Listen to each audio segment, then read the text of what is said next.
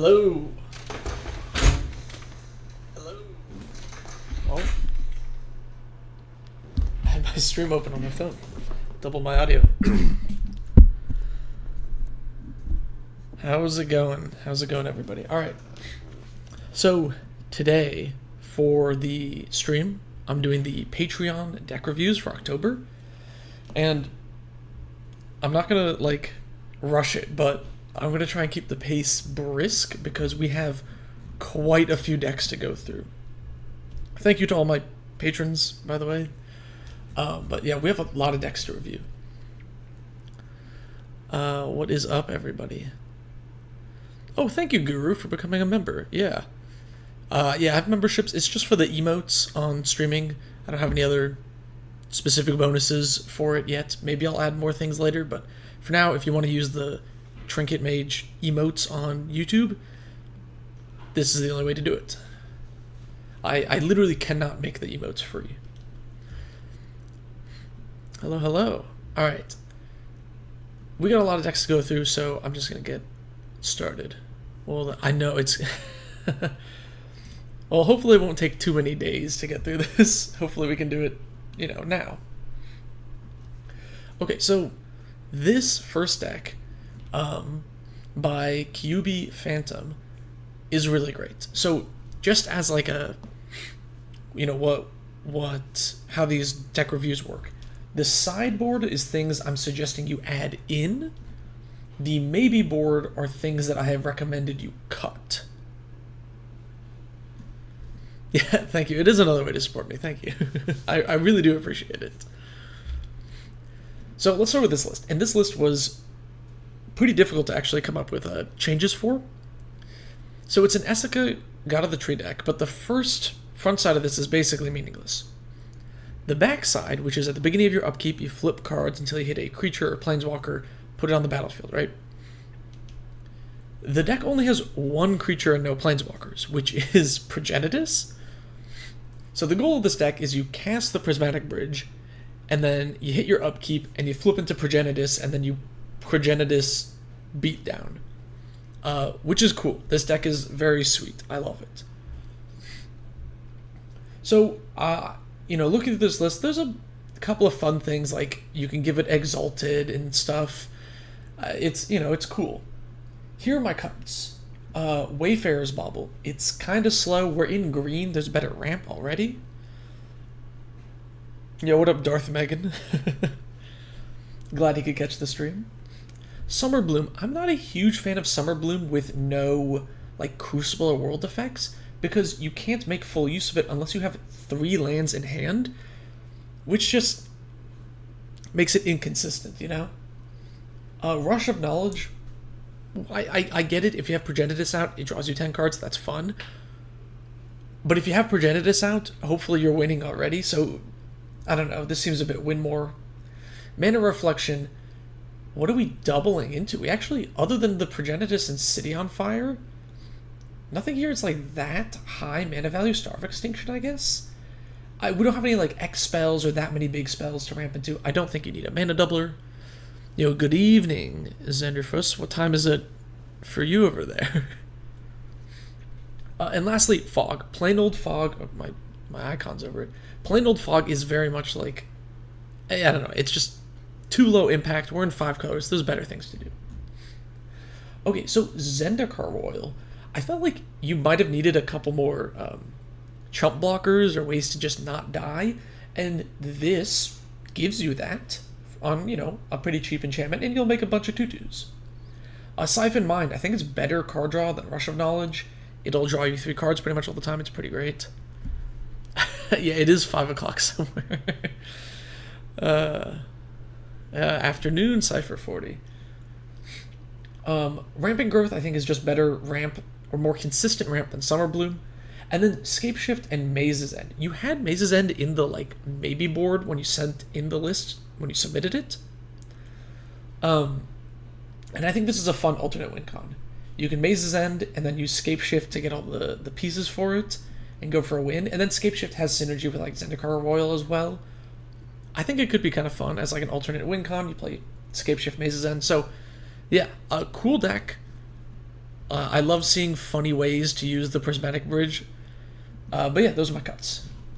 Let's move on to the next list. Okay, Adrix and Nev.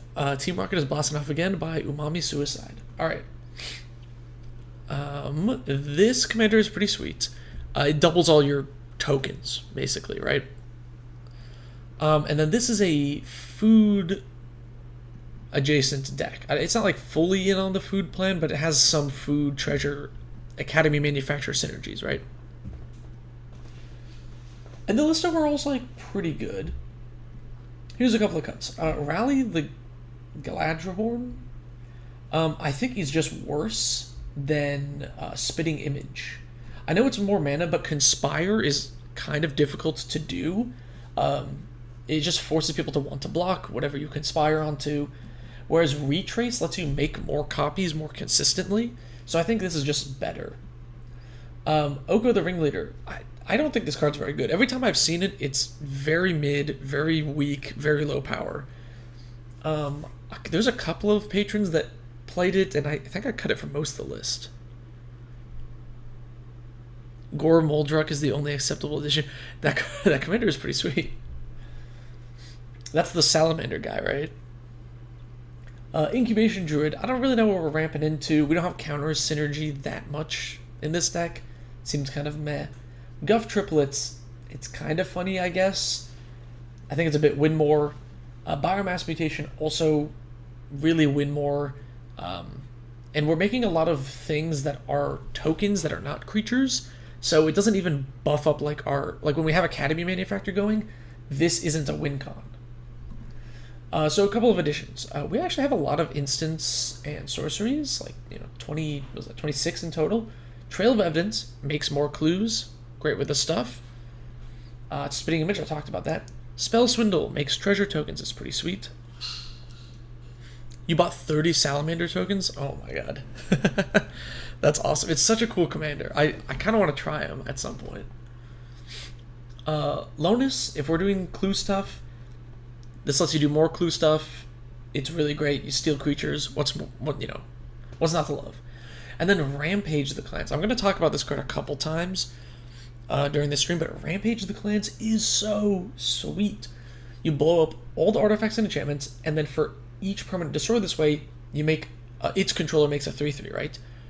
You, with Adrix and Niv and Academy Manufacturer and all this clue production and crap, will let you turn all of those clues and treasures into a mountain of 3/3s and just overwhelm the table. This card is it's an instant too. It lets you instant speed do this, untap, swing out. So good. Rampage of the Clans, really good in this type of deck. Cool list overall though. There's a lot of fun things in here. It's a pretty well put together deck. Alright, next is a Gata, Font of Hope deck. So Gata is a mana dork for angels specifically, which is kind of interesting. Whenever a Salamander token gets a kill, but gets a tally mark, that's fun. I like putting tally marks on your tokens or something. I want to play Dark Depths in a deck, and then every time I get a kill with Marriott Lage, I'll put a tally on it or something.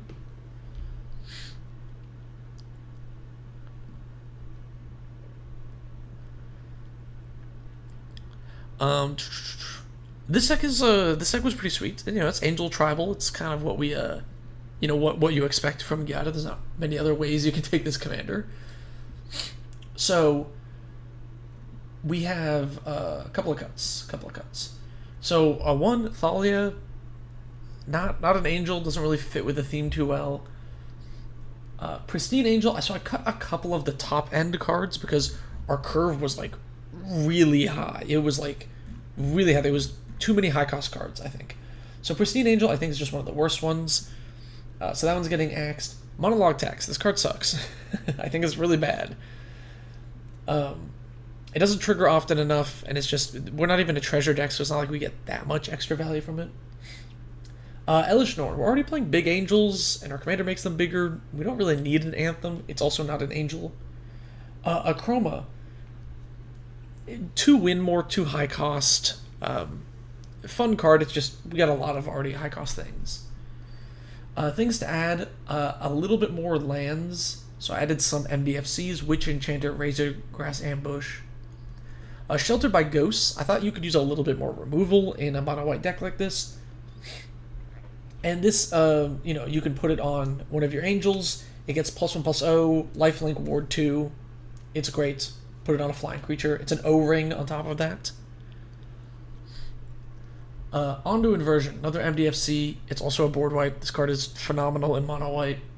And Endless Atlas. Card draw is really difficult in mono white, and this is a really good card draw. 2 mana every turn, draw a card, draw a card, draw a card. It adds up. Other than that, pretty sweet list. I think it does what it needs to do. It plays angels. I just think it needed a little bit more lands, a little bit more removal, a little bit more card draw. Herald of Eternal Dawn, thoughts? The new angel with flash that says you can't lose the game. I think can't lose the game cards are pretty mid. It's like a fun line of text, but it is practically not a very useful line of text. You know what I'm saying? Boo, Onto Inversion's so good. Late game, it just lets you recover fully. In early game, it's just a land, I think this is like this is like an auto-include in white decks. Alright, let's move to the next list. Arabella, Abandoned Doll. Yeah, adding MDFCs does spice up monocolored decks as well, because it gives you more utility, Okay, so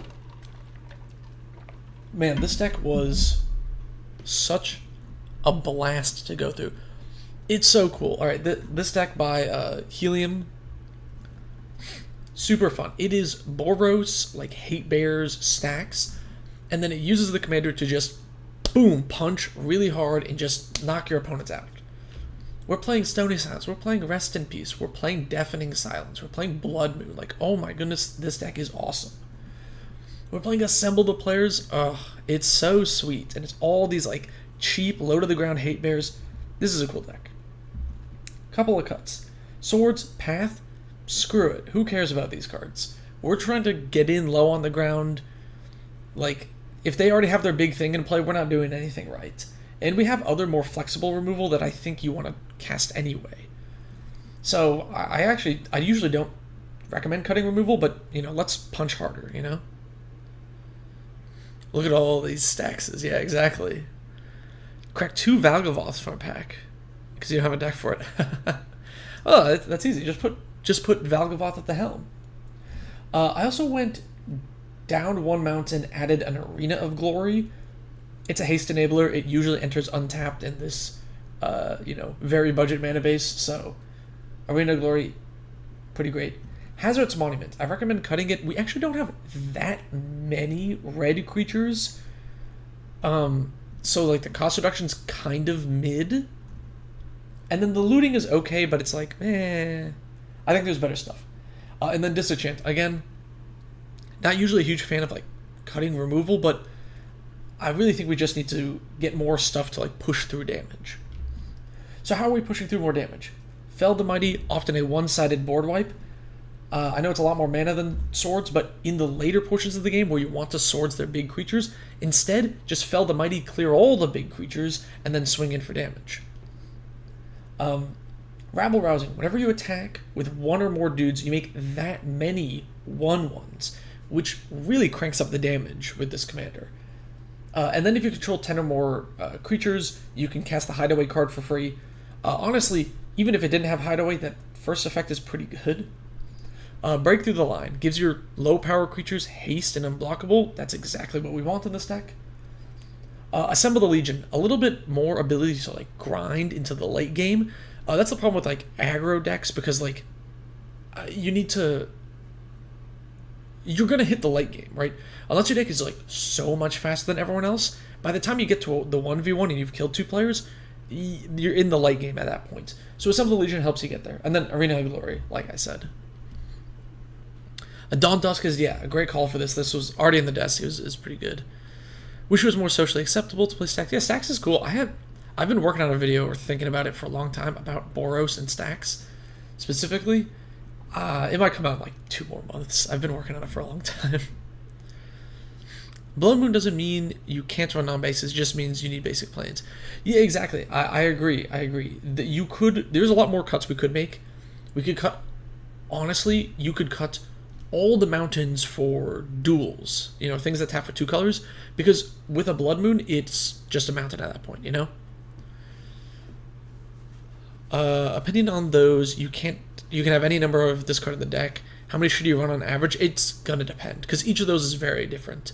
Persistent Petitioners is gonna play so differently than Shadowborn Apostle. There's no like, I can't give you like, oh, you need 18 of these, you need 20 of these, and some of them aren't even like creatures, right? Like Dragon's Ascent or whatever is just instants. It's very different. Cool deck though. This is super awesome. I love this deck. All right. Artifacts Shall Appear by Kingfighter 24. We got Emotech the Storm Lord.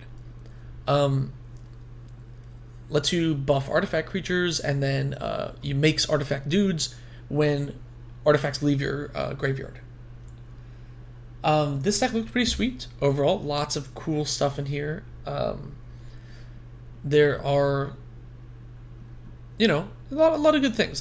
It's really just like an artifact aggro deck, kind of. More mid-rangey, I suppose. Cybermen Patrol. Really great card in a deck like this. Yeah, soft stacks like Hate Bears and things I think is really interesting. And I think a lot more fun than I think people realize they are. Okay, a couple of cuts here. Unwinding Clock. What are we untapping? We don't have enough tap effects. I don't think it's really worth it. There's not enough flash to use the mana rocks. Trading Post. This was like the only tap ability with Unwinding Clock. I don't think it's worth it. This card's really slow, even with the Unwinding Clock. Psychomancer. Very slow, not enough impact. Mid card. Foundry Inspector. We actually don't have that many like. Foundry Inspector is best when you have a lot of like 1-drops. They turn to 0-drops to like storm off. And we're not really doing that here. It's kind of just okay. What about playing stacks that intentionally hampers your deck as well? I feel like that defeats the purpose of stacks because the whole point is to like break parity. Arcbound Condor. I don't think we're having enough artifacts enter in one turn. And it's only target creature, not all your opponent's creatures. Maybe I'm wrong about this. Maybe I just haven't seen this card enough, but I just don't think it's strong enough. Okay, couple of ads. I felt like you needed another board wipe. One board wipe is a little low. So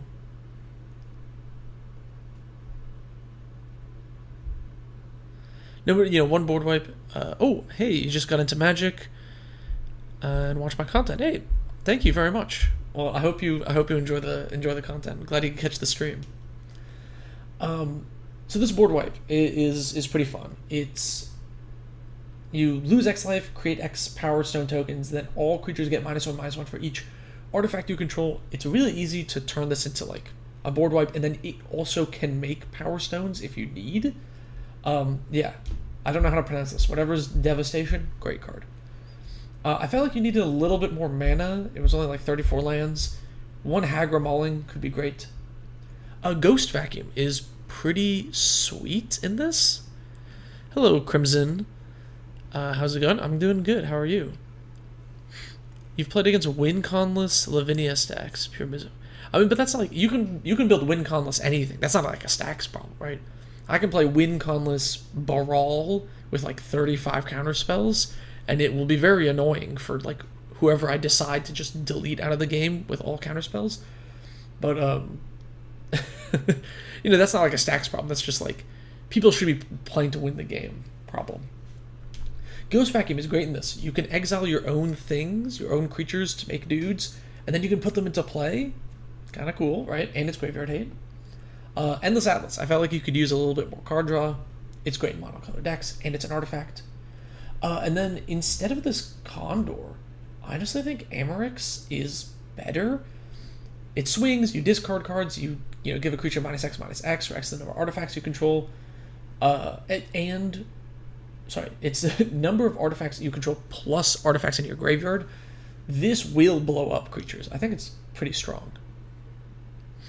Which rat commander do I think is most underrated?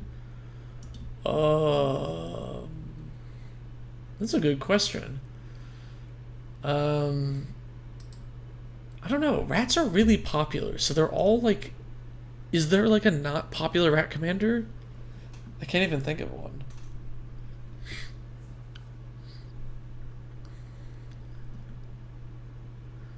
Okay, we're on to another mono-black artifacty deck. Ashnod Flesh Mechanist. Cool deck. This commander is pretty sweet. Maybe I should read it, because people might not know what she does.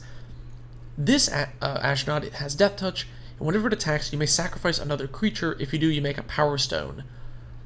And then you can pay 5, exile a creature from your graveyard, you make a 3/3 colorless zombie. Interesting thing about this commander is, other than making Power Stones, she actually doesn't do anything related to artifacts. It's just sack a creature, it doesn't have to be an artifact. So Trading Post. This card's, I don't know, I think it's just bad. It's really slow. It's just been power crept. 1 swamp for a Bogart Trawler. Bogart Trawler is great in this deck. Not just because it's an MDFC, but because it's a creature that you can sacrifice to your commander to get a Power Stone if you want as well. Persistent Specimen. You had a lot of these effects, which are good in the deck, but I think you actually had too many, and you actually don't need that many recurring, reassembling skeleton effects, because once you have one, you're just going to use that one over and over again. 9 Lives Cat could be good in this deck for sure.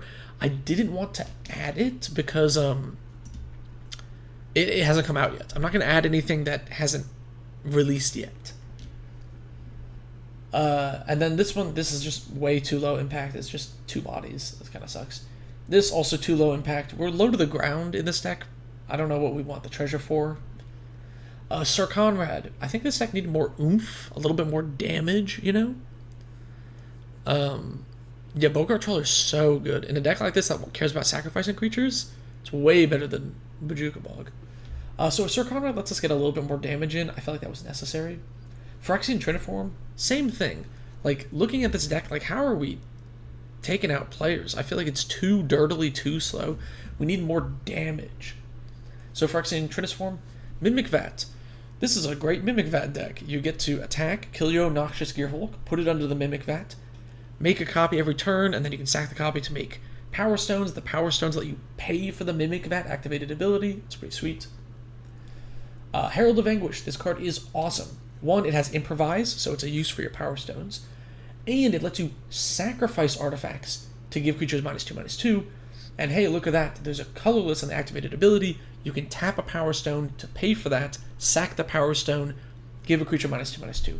Also, at the beginning of your end step, each opponent discards a card, which is like, it immediately has an impact. This card is so good. It's phenomenal. It's also like $1, so, or less. Does this deck have good card draw? Yes and no. It has a lot of, like, recursive stuff. So it kind of doesn't need to commit too much to the board, since you do a lot of, like, oh, here's my reassembling skeleton, I sack it, and then I, like, put it back into play, and then I sack it and I put it back into play, and you, like, get more value off this. Maybe this deck could use more card draw. That's, like, another thing. I didn't want to recommend Skull Clamp, because Skull Clamp is, like, a $10 card, but, you could add a Skull Clamp in here, honestly. Yeah, what up, Moth? We have not gotten to your deck yet, but we will. Oh, and by the way, I forgot to say this. If you want to submit a deck for review, this is on my Patreon. There should be a link in the description. Also, there should be, links on my channel. Yeah, go to my Patreon, and you could submit a deck. I do this every month. Yeah, Lapse and Rest in Peace. Yeah, if you play a mono black graveyard deck, Rest in Peace is like a huge problem. And you they had like Meteor Golem to get around it, but like, it is just a difficult card. You're going to have to just bank on people not using it. Okay, next we have Ball, Lord of Murder. Now, this deck specifically, this user, Noodles, told me that they don't have free sack outlets in here specifically so they don't go infinite, right? They didn't want any infinite combos, which is totally fine. So no free sack outlets is intentional. I didn't forget about them. I got some cuts and some changes here. Yeah, Withering Torment is a good new ad. I believe this user already knows, for the mono black deck, already knows about it. So, yeah. Oh, hi, Noodle. Hey, look, it's your deck. This deck is sweet. I think Ball is a really fun, cool commander. Couple of changes. So Putrid Goblin, I know you said no infinite sack outlets for no combos. So without the combo line, I think Putrid Goblin is like low impact, you know?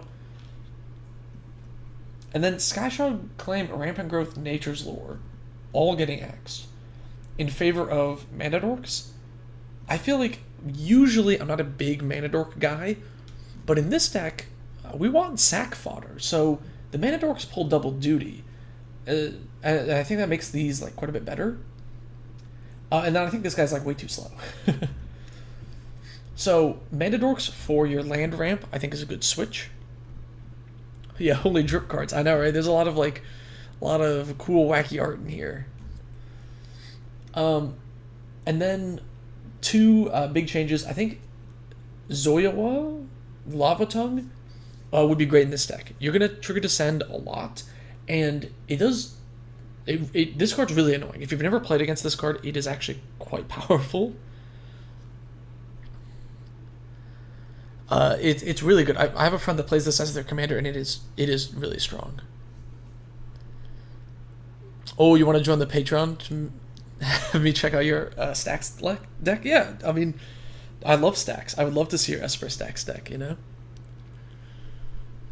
Ooh, Roxanne Meteor Spam. That's also a pretty sweet list. Can I send a link to this deck list? I think I can. Oh. Sometimes my thing does that. If I type here, is it going to go to both chats? I think that worked. I think that showed up in the stream. Yeah, there we go. Okay. Yeah, link to that. But also, if you go to my Architect page, you can, maybe I should just put the link to everything in here. I'll just do this. I should have done this at the start. This is a link to all of my Architect stuff, and then under Patron deck reviews, you can go to October to see this month's. Where were we? Okay, yeah, Blood for the Blood God. I felt like you could use just a tad bit more card draw, and I think you could actually get this to work. I think you sacrifice enough things that you can get this low enough cost that it's worth doing. Other than that, this deck is quite good. You have good MDFCs, you have good good removal, good efficient cards, great ramp, great toolbox. It was pretty hard to find cuts, honestly. I'm not 100% sold on Riveteer's Ascendancy, but maybe I'm wrong. I have 0 retired decks. Yeah, I'm currently in the process of moving everything from Moxfield to Architect. So some folders are empty. Old Patreon lists are empty right now. I'll get around to it eventually. Great deck, though, Noodle. Hopefully those changes help. The Mana Dorks, I think, will be much more efficient. Really well-tuned list. Okay, Striker Z, Big Kitty. Okay, we got the Eater of All. Sweet card. I love the flavor of this. It's very, very awesome. It turns everything else into food in addition to the other types, so other creatures are artifacts that can pay 2, sack, gain 3 life. All of your other creatures and your opponent's other creatures, which is very interesting. It makes stuff like Viridian Revel really good, right? Because all your opponent's creatures are artifact creatures, so when any of their creatures dies, you draw a card. Pretty cool, right? Here's some changes. we have like some like aristocrats stuff in here, like Viscera Seer, Blood Artist, Zulpa Cutthroat. I do not think we make enough tokens or dudes for that to work. We make a lot of artifacts for Marionette Master to work with Academy Manufactor and the Cat Oven combo and stuff. But like, I think the creature-based ones are a bit slow in this deck because we're just we're not going wide enough with dudes.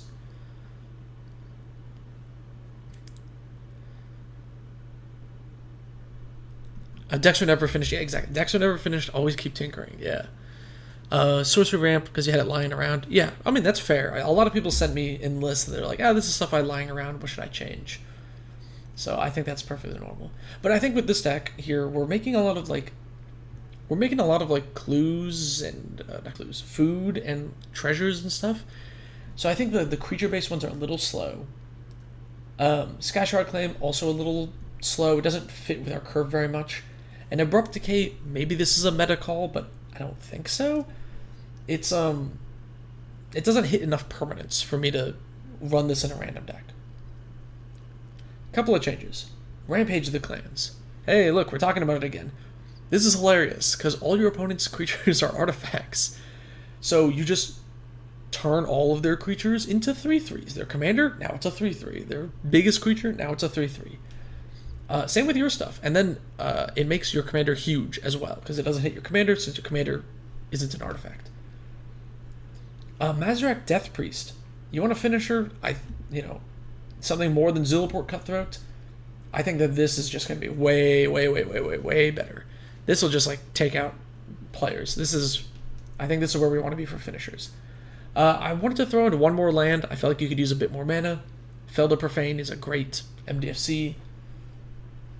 Feasting Troll King. We're a food deck. This card is sweet. This was I miss when this was a good card in Modern. It wasn't that long ago. The deck fell off, but it was cool. Anyway, it's got Vigilance and Trample. It's a 7/6. When it enters the battlefield, if you cast it from hand, it makes 3 foods. Great.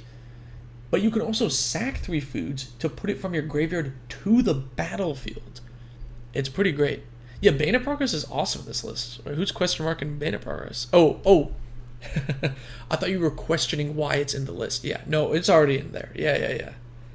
Decay is great against a control deck, but how many counters? Here's the thing is it good against a control deck? Let's say your opponent's playing a Tall Rand Sky Summoner. Tall Rand's a 4-drop. Abrupt Decay doesn't hit it. What are you going to do, kill one of the Drakes? Oh, he won't counter that. I mean, I guess. I just think it's way too slow. It's really good in CEDH because everybody's playing free counter magic and low to the ground stuff. Phenomenal CEDH card. Casual EDH, I don't think casual control decks have enough permanence that low mana value to care about it. And also, yeah, how many spells are you? How many counter spells are you seeing? I agree. And then another fun one here is Fangren Marauder. This is a Pauper All-Star. I love playing this in Pauper. Whenever an artifact from anywhere is put into the graveyard from the battlefield, you gain 5 life. Oh my goodness. You play this, you sack a food, you gain 8. You play this with your commander in play, one of your opponent's creatures dies, 5 life. Easy. This will gain you so much life. It is ridiculous. It's also a 5/5, so it's kind of beefy. Ooh, this deck needs Karn. Karn could be fun in this list. Shutting off all your opponent's activated abilities. It's like a one-sided curse totem. Controls tend to win with big bombs, so you need to... Exactly, yeah. Yeah, that's what I think as well. This commander is really sweet. This is a very popular, very awesome commander. There's a lot of fun things you can do. I think cut the aristocrats crap. Let's just play Green Stompy. Just punch a little harder, you know? Karn could be good. It is not... maybe, I don't know. I'll put Karn... it's not Sign of Urza. It's the Great Creator. We'll put it in here as well. Maybe it's an ad as well.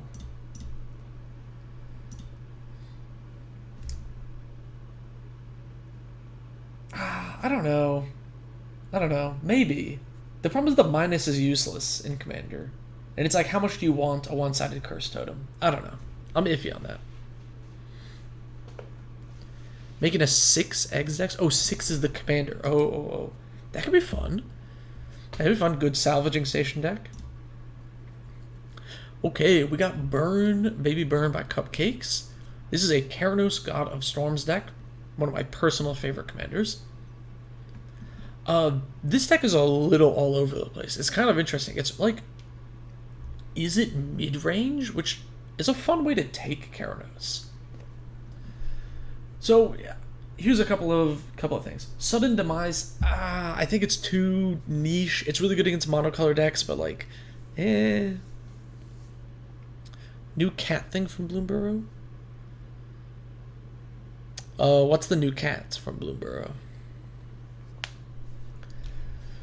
Sudden Demise, a little iffy, a little you know. Pyroclasm. Too low impact, too low damage. Citadel of Pain, we have like 13 instants in here. I don't know if Citadel of Pain is worth it. We got a lot of things we want to hold up, so well, I would skip this.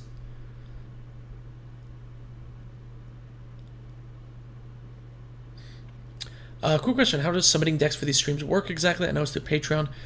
Yeah, so basically, Patreon gets you access to the Discord, and in the Discord, I put like events and like other information about it. But essentially, you just send me a full list of 100 cards, and then I will take them, and at the end of the month, and I make between 3 to 5 swaps. Like, these cards get cut and these cards get added, depending on how tuned the list is. Like, if you send me like a CDH deck, or we'll see there's a few decks in here that are very, very well tuned that the users have been working on for a long time. It's hard to find 5 cuts for those. Yeah, and then I swap things. I generally avoid suggesting cards that are super expensive. Like, if a card is individually $10 or more, it's very rare that I would recommend it, unless the deck is obviously like not budget, or the user tells me, hey, I play on Magic Online or something where prices are different, or they proxy everything. So that's basically how it works, is you just send me in your deck of 100 cards, and I make a couple of swaps, and then every month that you're a patron, you can submit a list. And then, yeah, but if you submit the same list over and over again, which you can do, it will also be more difficult for me to find cuts, so you might not get the full 5 swaps every time if you submitted the same deck list like 3 times, you know what I mean? Hopefully that answers all your questions. Revolt. Yeah, I don't know which cat they were talking about. For the food deck? That was the commander for the food deck, wasn't it? My eyes are transparent. Yeah, they are kinda. Have I done any deck building competitions? I do plan on doing something in the future. It would be fun. I think I want to do something big, maybe like a 50K sub special or something. I'd do something pretty crazy for that. Okay, and then back to the deck list here. Akroma's Memorial, Chandra Beacon of Hope's Beacon, really slow. I don't know. It's very, very slow, I think.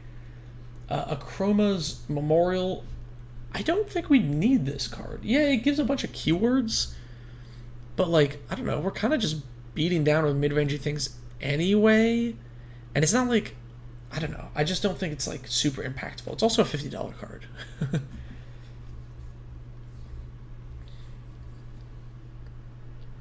Deck building competition where everyone has to use Trinket. The problem is, if everybody has to use Trinket Mage as the hidden commander, I'm gonna get so many salvaging station bauble decks, I think if I were to do a deck building competition, the rule would have to be something like, what is it? Like, there has to be less than 200 decks for it on EDH Rec or something like that. You send me the list that's in... Oh, yeah, it's just Discord DMs.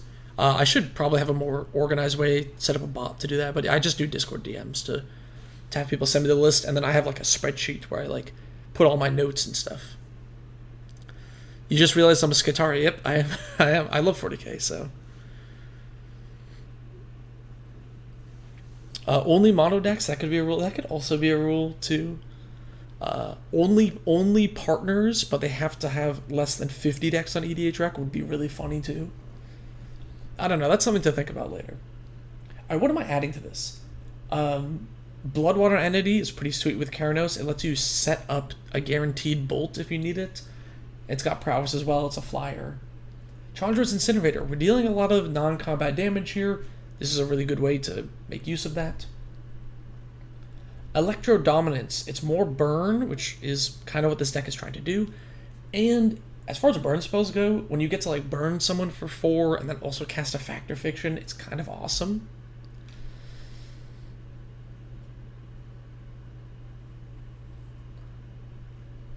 Hello, good evening. I've thought about making a second channel, but it would be for like non-magic stuff, you know? It would be like separate, like non-MTG things, so I don't know if I would call it anything mage. It would probably be something totally different. I don't know. Bobblehead deck? Yeah. Trinket copies bobbleheads. Bobblehead decks would be really funny. They're kind of silly, the bobbleheads. We're in Is It, and we're kind of mid-rangey. I think Invert Polarity is a really great card for that kind of mid-rangey tempo swings. You counter something, you steal it, you get a lot of value. And then if we're burning, the Roller Crusher Ride is pretty great. We actually have a lot of artifacts, and between artifact, instant, sorcery, we can pretty easily, as long as we get a land in the bin, which isn't too crazy, especially with some of the looting effects, we can turn on Delirium, and then it's just like a damage doubler.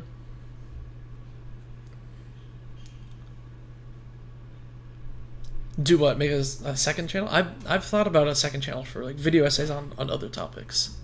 I have some ideas, but it's a little tricky to get to.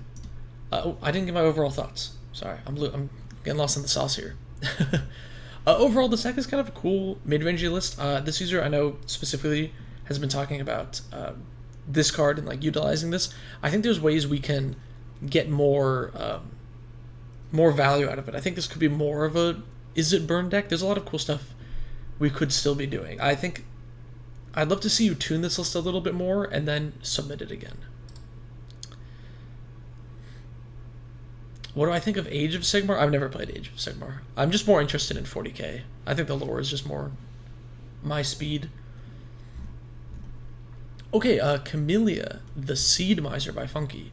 A couple of people submitted this commander. It has Menace, gives you Squirrel's Menace, which I always wondered, is there a reason to have both of these instead of just Squirrels you control have Menace? Because then you could get rid of the first line, right? It's like redundant. Whenever you sacrifice one or more foods, you make a squirrel. You can forage, which is you exile cards from your graveyard or sack a food. Put a counter on your other squirrels. It's a squirrel deck, right? Now the problem with suggesting things for a squirrel food deck like this is there's kind of only X amount of oh,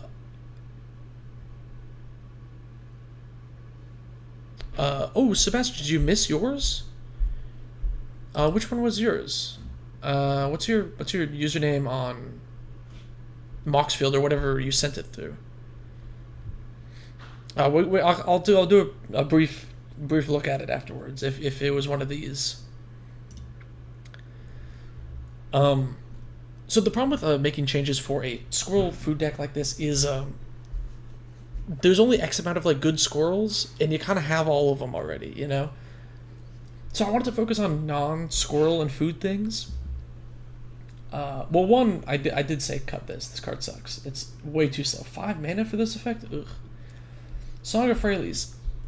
Letting your creatures tap for mana is, like, cool. It's good. The problem is this third mode is kind of scary, and it makes everyone want to board wipe you.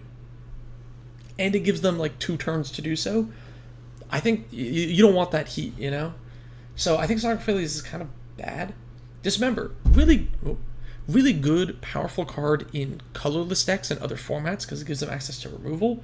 But we're in black, so like, yeah, it's mana efficient, but do you want to lose 4 life? And it's only -5/-5. It doesn't even kill that many things. So here's a couple of changes. We're already running Witch's Oven. Moves the Cauldron Familiar. The value here is like so good. Casualties of War. This lets you blow up a lot of things. It's a very efficient removal spell if you can hit 3 to 4 things. And then Vona's Hunger. If you want removal, oh my god, this card is brutal. 1, you can hit Ascend really easily because we're making a lot of tokens.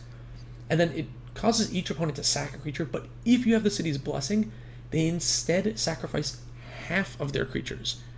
Rounded up, which is awesome, right? So if they have 3 creatures, you know, it goes to 1.5 and then rounds up always to 2. So it's really good. This card's awesome.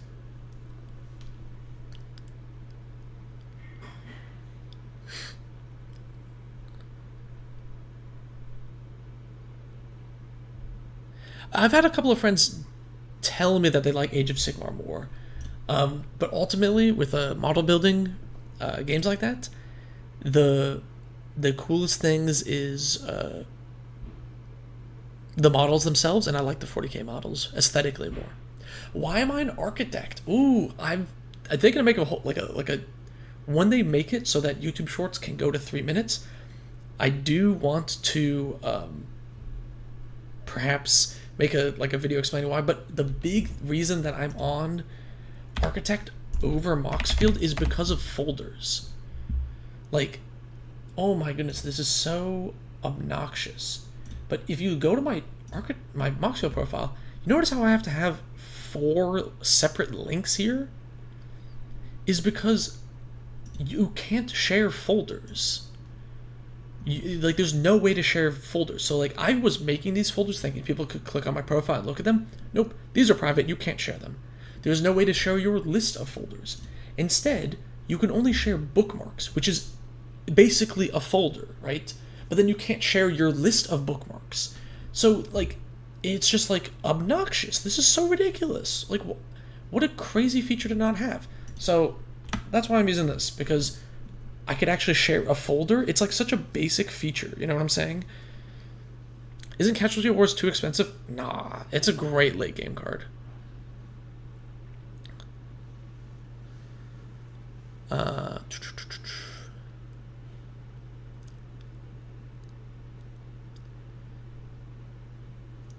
Not a big fan of Village Right effects. I mean, I feel like the deck makes enough tokens that it's okay, you know?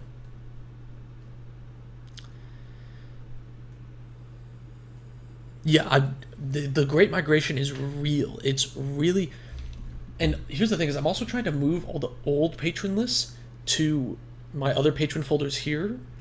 But the problem is, there's not a good way to mass add and set things as in the maybe board and sideboard, which is pretty annoying. So,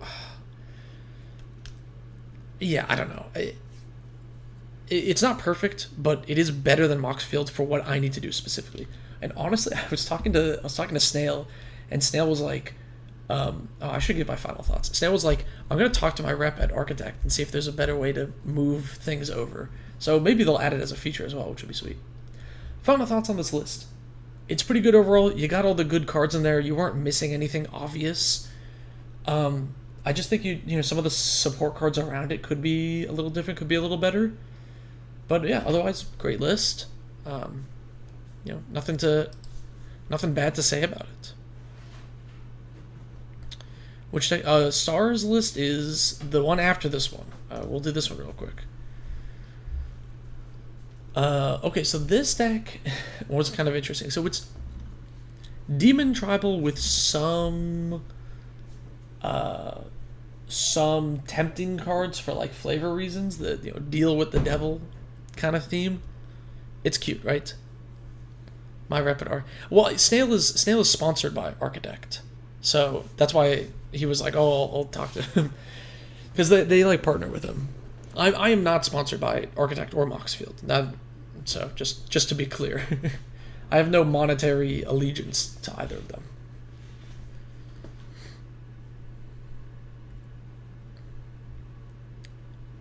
Yeah, Guru, I don't know. It's like I felt like the value of Casualty of War outweighs the cost, you know?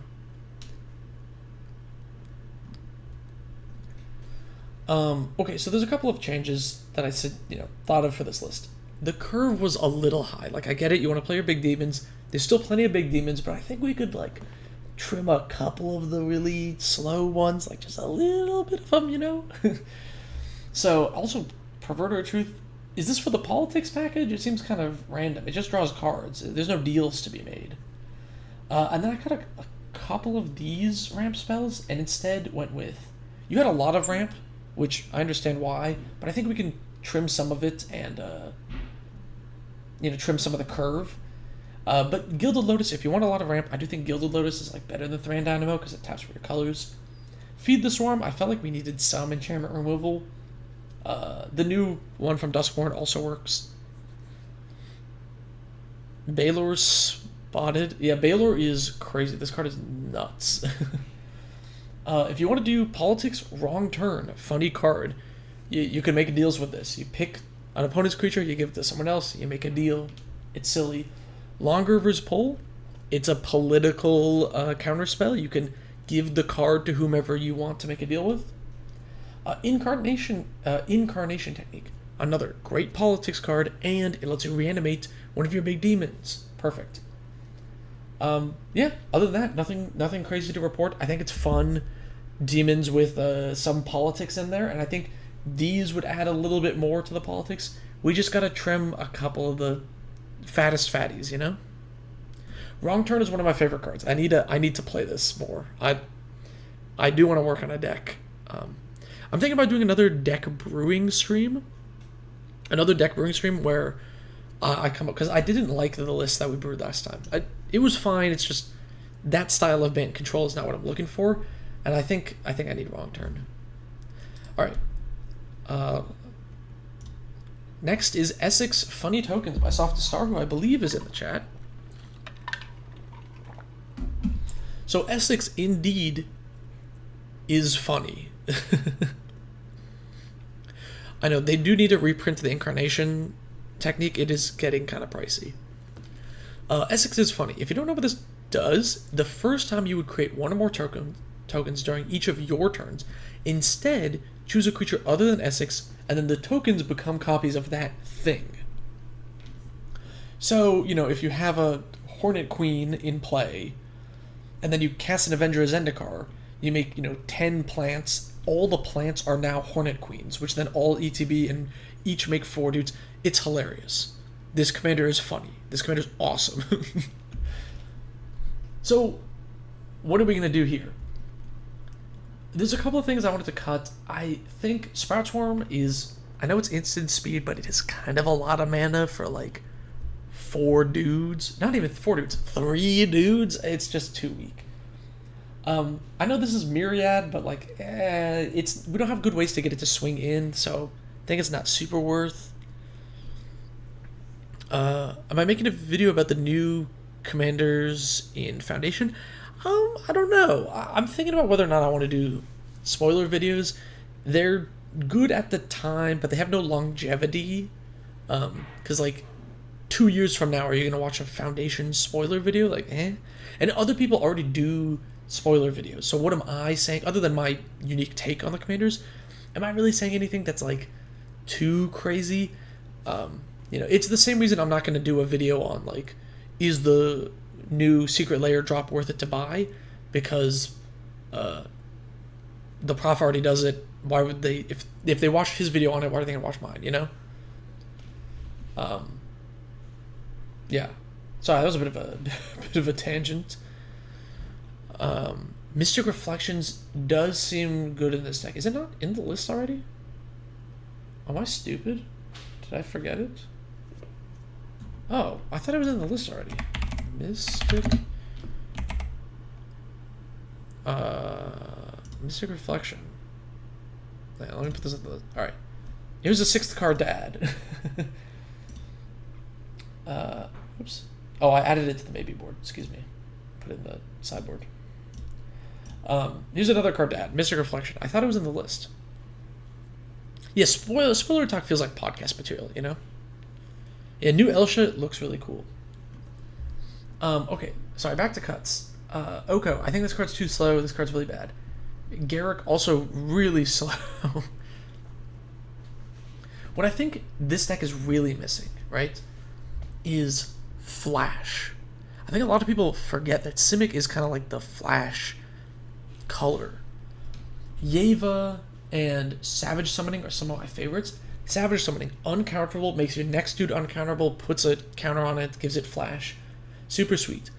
Because this deck really needs to untap with your commander, right? Your commander's 6 mana, so you gotta like cast it, and then untap, and then like, you know, do a thing that makes tokens, and you're like, haha, here's my token stuff, right? So Flash is a really good way to speed that up, right? You play your thing that you're gonna make copies of, and then you flash in your commander, and then you get to instantly untap and like make all your dudes. So it's pretty great.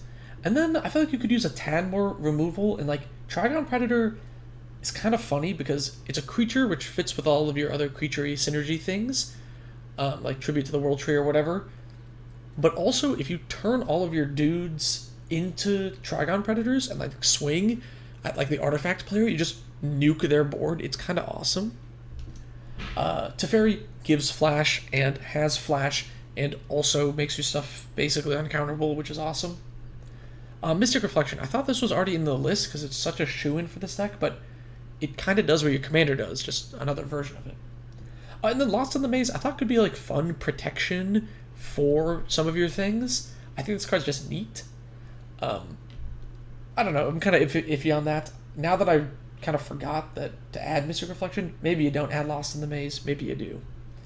But yeah, I think Flash is like what this deck is really missing, and I think it'll give you much better play patterns. Yeah, Mystic Reflection's hype. Disassembling your Sasea and Kira deck to combine them into a new Simic deck. Yeah, why not? Sergeant Jensen? Sergeant John Benton. Sergeant John Benton is interesting in that it's not interesting. He's powerful, way more powerful than I think people give him credit for. But he's not interesting because you just play the same thing, you know? Alchemist Refuge could also go in the deck for Flash. I agree.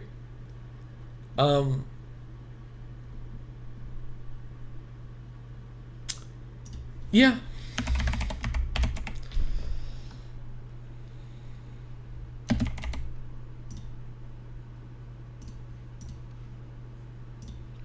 Alchemist Refuge could go in as well. Maybe you cut Reliquary Tower for it, honestly.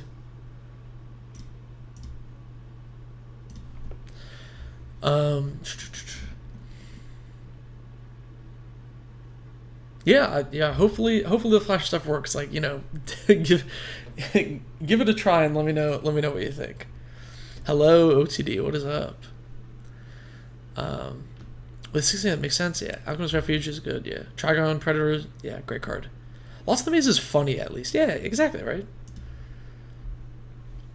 I'm on the superior deck building site. Yeah, look, Moxfield it just doesn't do what I need it to do. So, yeah. Okay. Okay. Next, Grothama, All Devouring. This commander's sweet. Every creature gains the ability to fight it when it attacks. When it leaves the battlefield, everyone draws cards equal to the damage dealt to it. So the idea is you play your like dumb big green things, and then you have it fight Grothama. Like if Gata fights your Grothama dies, you draw like 12 cards, right? So this is like a big green dumb stompy deck. This is by Levy Up. Honestly, it was hard to find cuts. You had a lot of the good big green stompy stuff, and a lot of the good utility cards like Scavenging Ooze. So, couple of changes. I think Saber Ants and the Tanuki Transplanter are a bit win more. Like, yeah, it's funny. You can make a lot of Ants tokens, but what do you do with them? You know, you don't have, like, Anthems. And it doesn't make sense to add Anthems.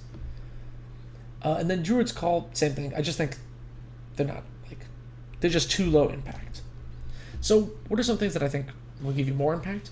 Obscuring Haze. Really funny bait with this, because Obscuring Haze is, it's a one-sided fog. So if other people attack and they're like, oh, I'm going to fight Grothama to get my value and draw cards, you can then go, oh, Obscuring Haze, and then Grothama just kills their things and doesn't die, and then it's just you baited them into killing their own creatures.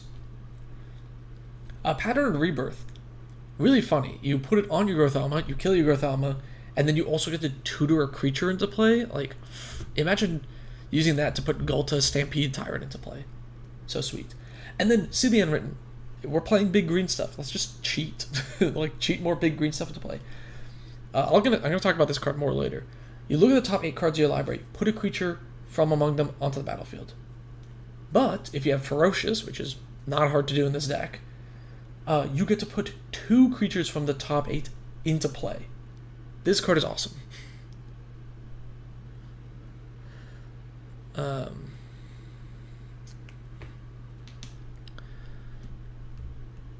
Haze is so good. Haze is so good in this type of deck. So, okay. Done with this deck. Really sweet, by the way. Grothama is, like, awesome. I think the only other, like, potential change is, like, maybe you could swap the forest for snow-covered ones, and then you get to play extra planar lands. There are a few things like that, but otherwise, pretty good list. Okay, Game of Thrones by Quartoth. And this deck, I know specifically, I believe they said that they wanted a politics kind of fun, goofy theme to this. So this is a politics deck here, right? Couple of changes to make.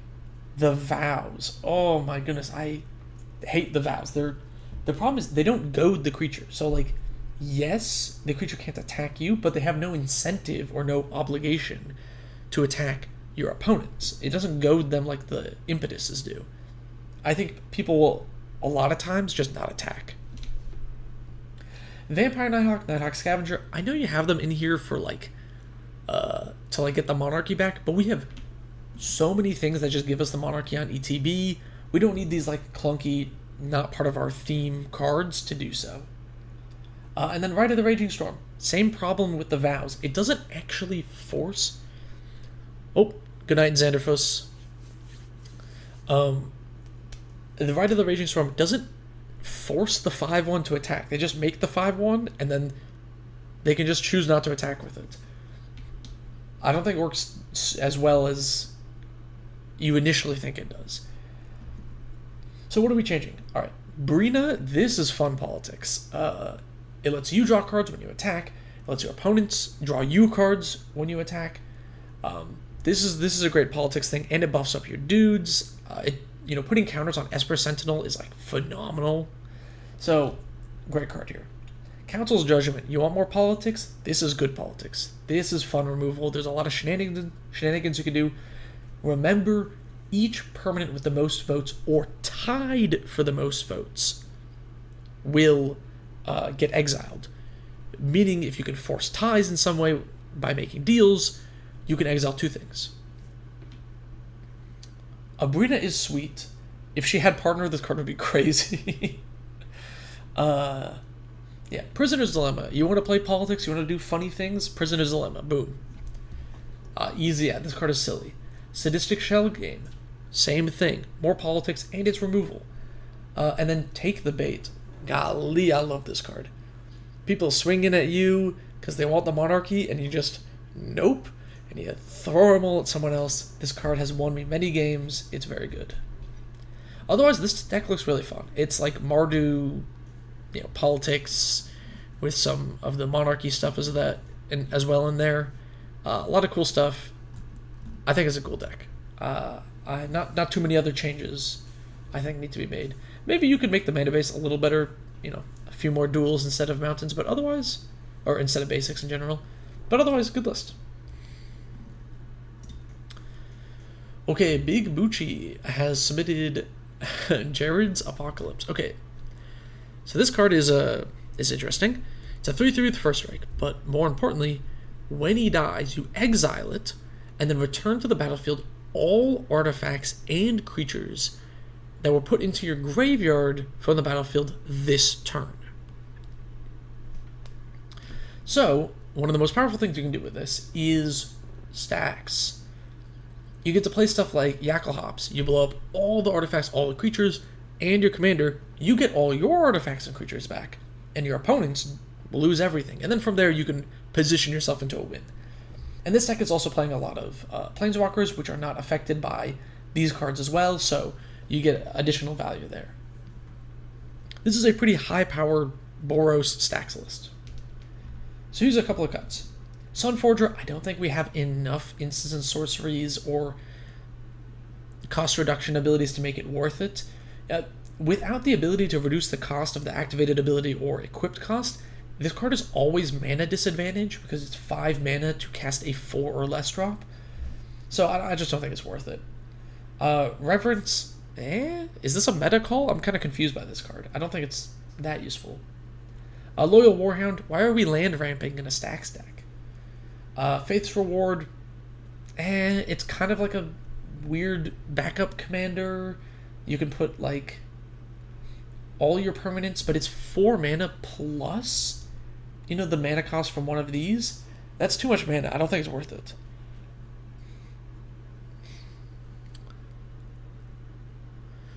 You need quite the talk with you. I mean, I assume that they're playing in a high power pod. Like, presumably, they're not like, this is a precon level deck, you know. There's a lot of people that submit, you know, Staxy or high power decks. There's a lot of high power decks that were submitted here, but they're not. I assume everybody is being responsible with them. But yes, this commander is in high power prison. You cannot play it at most normal pods. Instead of Reverence, I like Slumbering Dragon as a weird Pillow Fort effect. It's a 1-mana 3/3, and it can't attack or block unless it has 5 counters, but it gets a counter for each creature that attacks you, and then it becomes like a flying 8/8 that gets bigger and then it just blocks. It's pretty sweet. Rituals. Well, we need your commander in play, and then we need to skip a few turns to get to the Yackle Hops. So these help you get from the 4 mana of your commander to the 6 mana of the Yackle Hops pretty quickly. If you want to like speed it out, or if you want to cast something and then also play this. So I think Rituals are pretty good in a deck like this. And then just one more of these effects is Decree of Annihilation. The cycling lets you blow up all lands. If you're playing this type of deck, I think Decree is like pretty good. So yeah, overall, good deck. You know, it's Boros stacks. It's pretty sweet. I'm a big fan.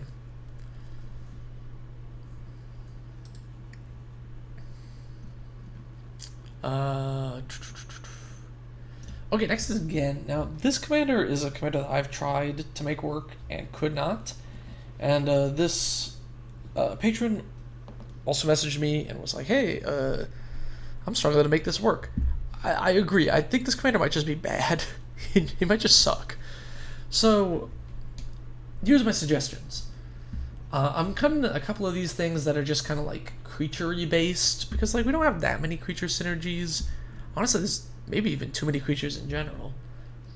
This is all stuff that's just too slow, too low impact, too not on curve.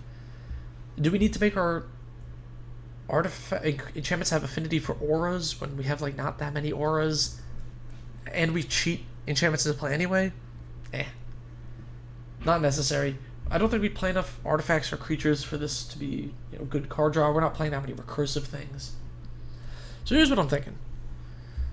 Let's just play discard.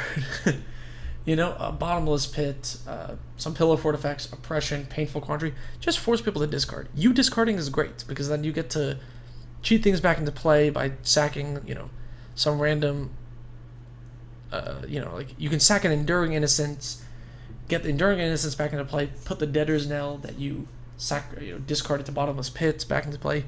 I think it's pretty great. And then top it off, Sire of Insanity. Why not? Honestly, this is a list that maybe I would love to see you tune a little bit further. Maybe lean further into the discard theme and then send it back for another review. Or I might just be in agreement with you that this commander sucks. And maybe a different commander is like the correct solution here. Alright. Next is Glissa by Moth, who I believe is in the chat. As someone else who's tried Again, he's not very good. Yeah, he's just not good. He's just too slow, a little too clunky. And there's just not enough good enchantments to put into play. Yeah, discard. I think discard works with him. Okay, Moth. Yeah, here's your deck, right? Lisa. Okay. So this list, at first I was like, oh, look at this, a cool bobble deck. And then I realized you didn't have salvaging station in here. What the heck? You even have executioner's capsule, but no salvaging station? It's like, I mean, come on. I feel like I have to recommend it. It seems so perfect in this deck.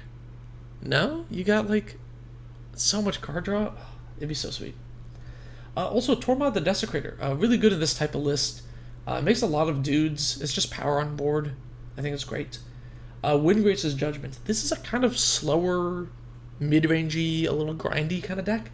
I think Windgrace's Judgment is really phenomenal removal. And then I don't know if you didn't have it for like specific power level reasons, but Mindslaver is like one of the most insane cards in this deck. Just a suggestion. I don't, you don't. Obviously, if you're not playing this for power level reasons, that's fine. It was just another thing that I thought was like kind of missing from the list, as it's probably one of the most powerful busted cards you can do, busted things you can do with this commander. But I understand if you skipped it for those reasons. Couple of interesting ones. Shadow Spear. Is this just because of the trample for the commander? What other creatures like holding the Shadow Spear? You know, you don't have that many other things that hold it super well. I was just a little weirded out by the Shadow Spear inclusion. It's excluded because it makes people insane. Okay, that's fair.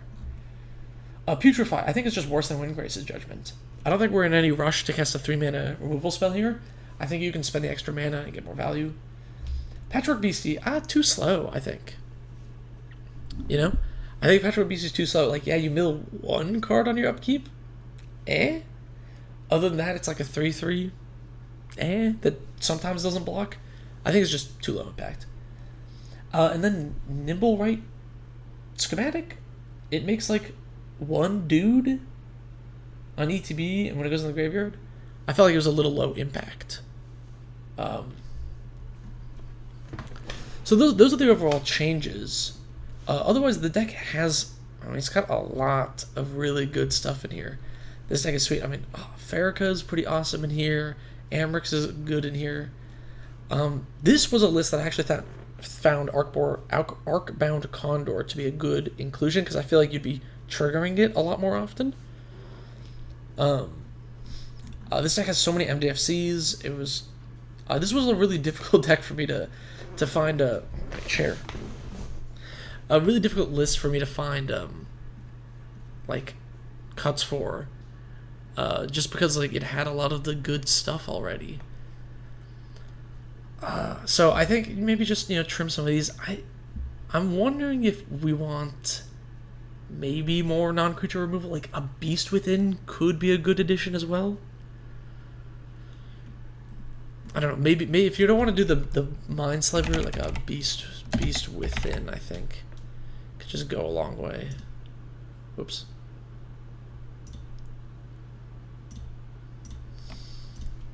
Just because you deal with creatures so easily, and like a flexible removal spell like this could help you out. But yeah, awesome deck. This commander is sweet. It's a cool commander.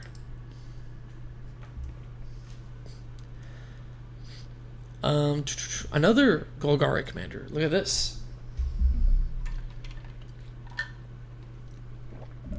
Alright, Grist the Hunger Tide.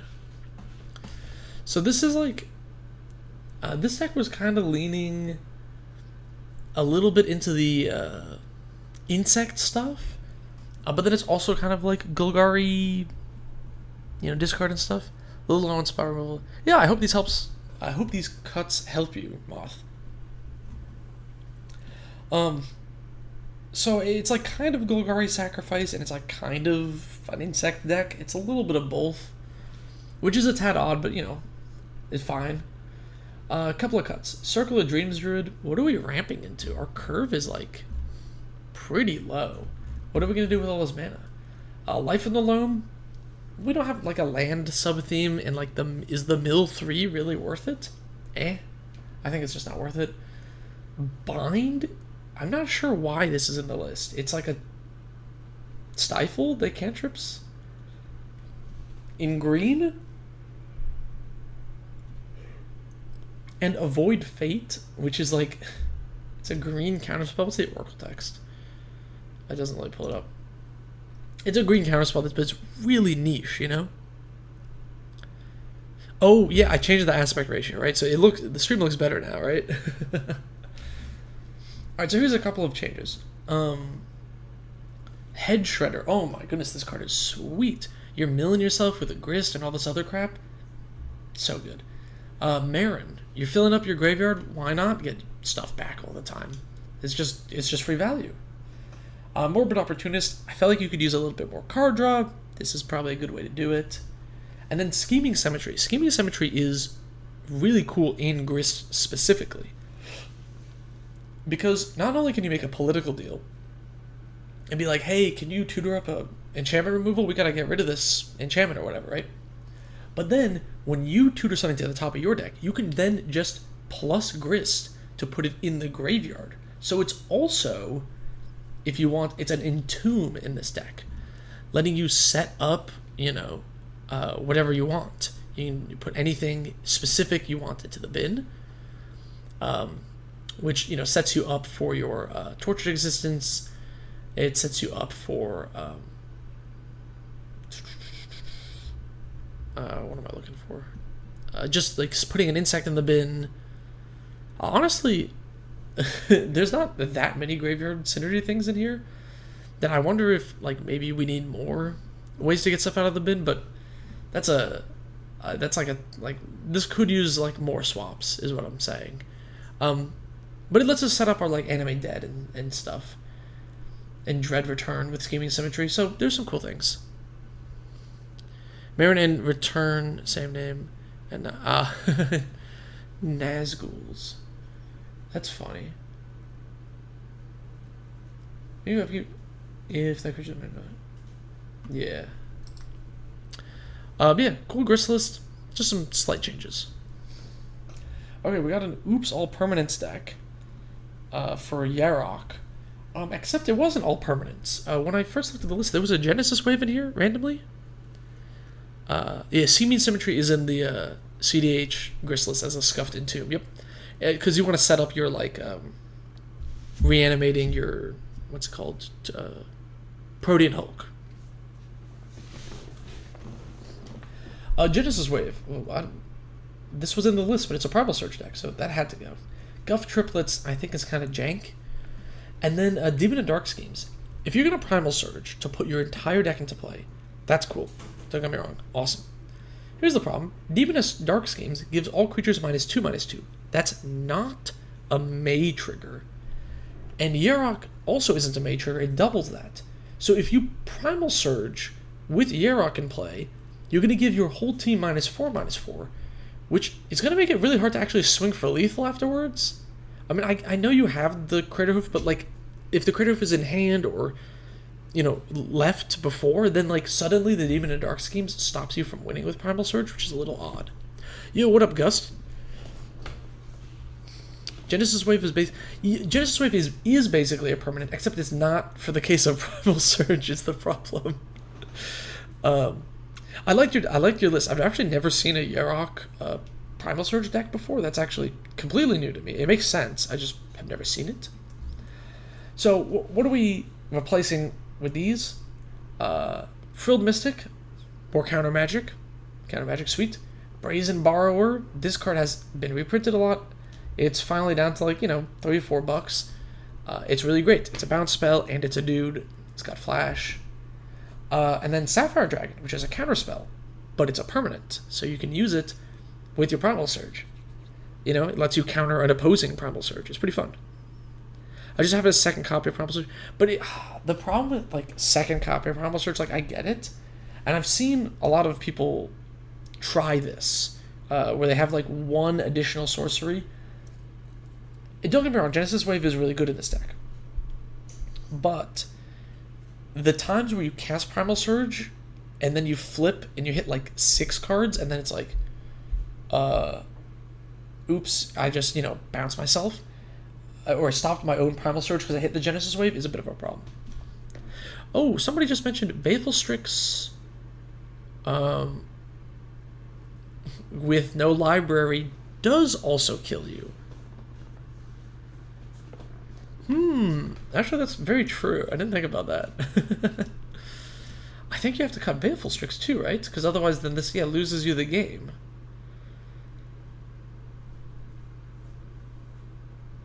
That's true, actually.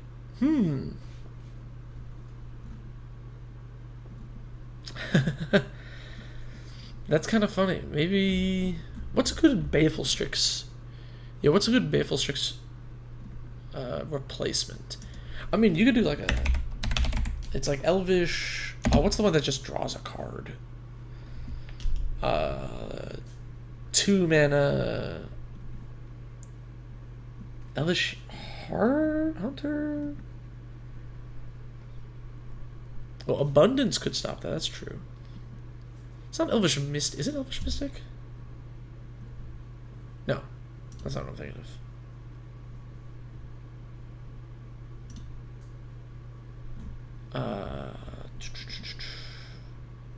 What's that 2 mana elf that just like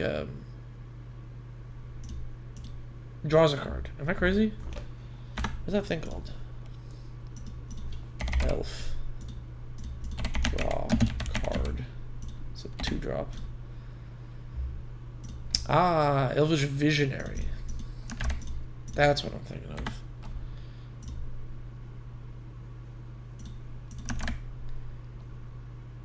Thank you. Yes, Visionary. Okay, yeah. Nah, Thassa's Oracle's boring. Also, it's a dead draw. That's the thing. Is like, instead of Thassa's Oracle, we're just playing Concordant Crossroads, right? Concordant Crossroads gives all your team haste, and it turns the Primal Surge into the win, right?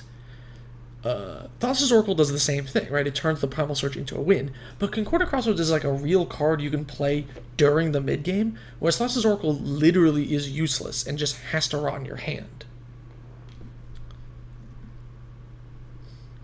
Oh yeah, the Abundance. Yeah. No. You're right about the Abundance. Yeah. You're right. You're right. I'm gonna...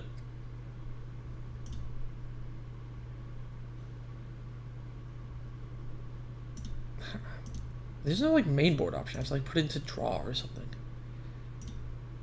Oh yeah, also Elvish Visionary is not a May trigger. I thought it was a May trigger.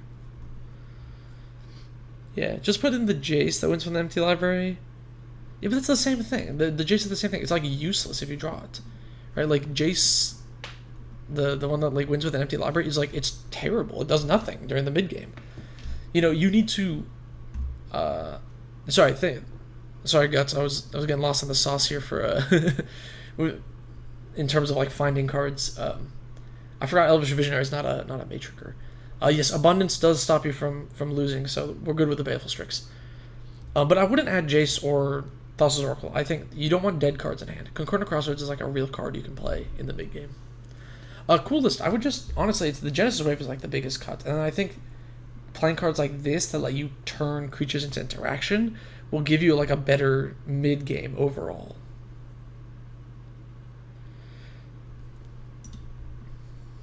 Alright, sorry, that was a bit more of a convoluted thing. I really thought Elvish Visionary was a May trigger, so it actually would do something over the Baleful Strix, but I was wrong.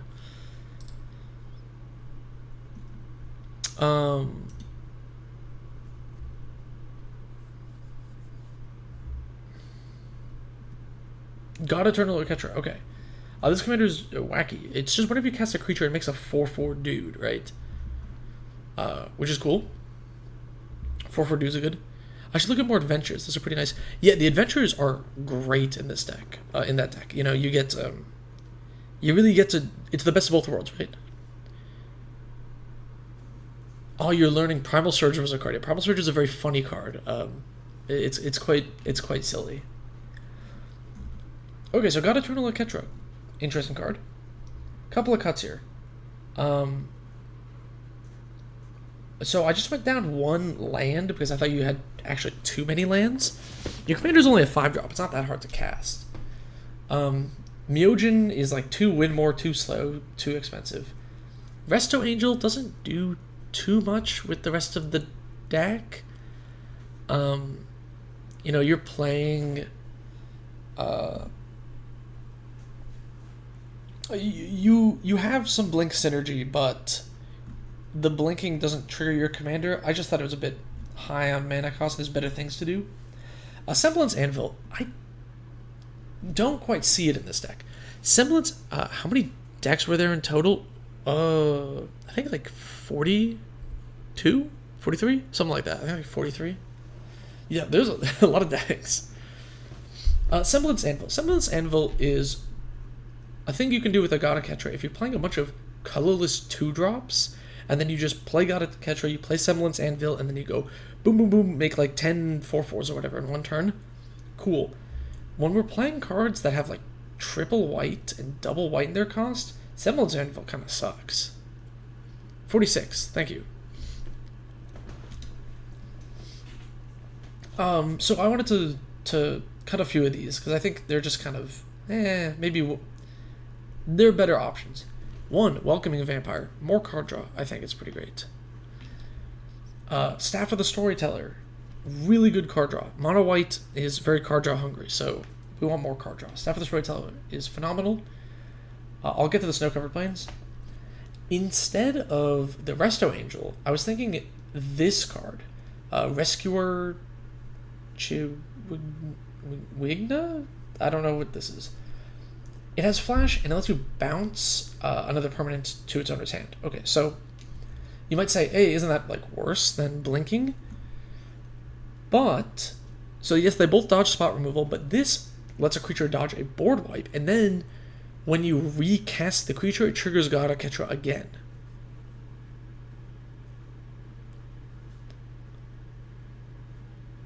Yes, Chris, it can have that, but that user in the Primal Sorter deck had Abundance, which lets you replace your draw triggers with like flipping cards off the top, so then you won't lose to it. And then Dawn of the New Age. If you're playing a lot of creatures, Dawn of the New Age is a great way to just draw more cards. And a deck like this is pretty good with card draw because your commander is really annoying to get rid of. You recast it a lot. It's a 3/6 with double strike. It makes 4/4s. So card draw just helps us like grind to the late game. And then Snow-Covered Plains. The reason I have it in here is you're playing mono white. You could cut all the plains for Snow-Covered Plains and play a mana doubler like Extraplanar Lens instead of something like Semblance Anvil, and then now you have a lot more mana. I think that's probably a better way to use it, but that's like a maybe. I know replacing it all with Snow-Covered Plains is kind of expensive, so just a pseudo suggestion. Otherwise, cool deck. I like Gata Ketra, Gata Eternal Ketra. I love mono white mid range. It's great. I just think you need some more card draw and cutting some of the high expensive stuff. You only got a glimpse of the personal list. Yeah. The last list had he had an abundance in there. Okay, we have a Chainer deck from Z-Main. And this patron specifically said that they want more consistency, right? They want consistency added to this deck. So I made these changes with that in mind. Withering Torment. Enchantment removal in black. Staple. Keurig. Absolutely insane with Chainer. Lets you do all sorts of shenanigans. Maybe you didn't include this because it does lead to some combo lines. I don't know. If you did, leave it out. That's fine. And then, what are we swapping for this? So, I think Keurig does what this guy does, but way better. Dismember, I think, is worse than Withering Torment because destroying enchantments is really important. And then you have two burst mana effects: Song of the Damned and Bubbling Muck. Song of the Damned only works if you already have a full graveyard, and Bubbling Muck also kind of only works if you have a bunch of swamps. It's decent, but if you want more consistency, I think just Gilded Lotus and Cage Sun and just big mana ramp is going to be on average better, right? Song of the Damned works great if your commander's already in play and your graveyard is full. But Cage Sun works without your commander in play and without a graveyard. It just lets you ramp into your, your creatures and then makes them bigger to attack with. So if you think that your deck is inconsistent, I think these changes will help out with that. Otherwise, I love Chainer. This card is so cool. Yeah, such a classic, awesome card. And mono black good stuff is always fun. One of my favorite archetypes.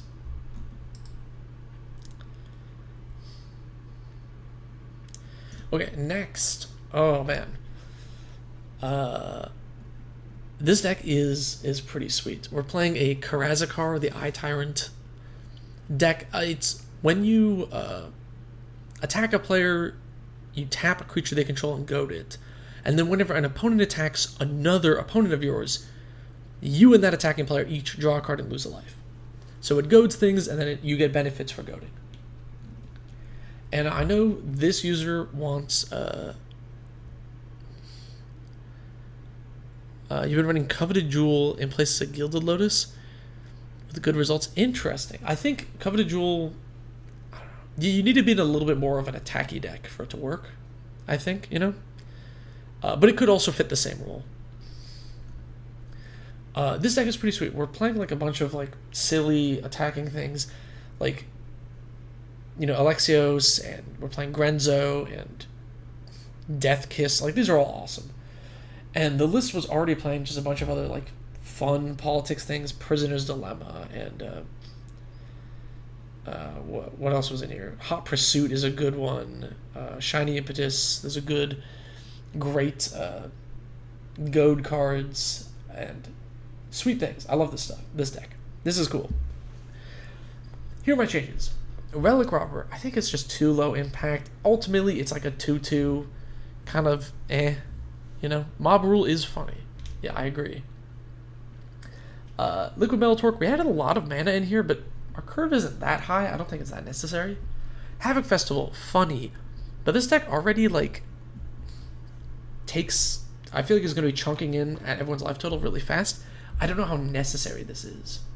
Agitator Ant, I've tried it in Goad decks. I think it's a little slow. Here's some options. Life of the Party. You want to play a funny Goad card? Life of the Party is hilarious. This card's awesome. It does a lot of damage. I saw that you had stuff like Stuffy Doll and Brash Taunter in here. This is kind of like another one of those effects. Cruel Entertainment. This user specifically said, hey, if you have any funny cards to put in, let me know. I don't know silver border cards well enough. So Cruel Entertainment is kind of close to a silver border card. You choose a player and then another player, and the first player controls the second player during the second player's turn, and the second player controls the first player during the first player's turn. It's just two people swap control of each other. It's hilarious if you want to be doing that. So, I don't know. It's up to you. And then, instead of Havoc Festival, I think Avatar of Slaughter is just going to be better. Oh my goodness. It gives every creature double strike, and every creature has to attack. It's crazy. This card is like whack. Every time you see the Jeweled Lotus, it gets taken by... You mean the Coveted Lotus? Coveted Jewel, right? It gets taken by the Archenemy and King Making. Yes, exactly. You got to play it in a more aggro-y kind of deck. Otherwise, it doesn't work as well. This deck is fun. I love politics and goad, and this does both of it very well. So I really like this list. This is fun. Also, yeah, Bedlam plus Avatar Slaughter. I mean, come on. It's going to be so fun. Okay, it's Goifin time by Cake and Grad. Okay. So this is like Jund, Lurgoyf, Typal. Kind of cool. Basically, I just cut a couple of the things that I think are sort of slow and didn't really fit the theme too well. Archon of Cruelty, kind of high mana value.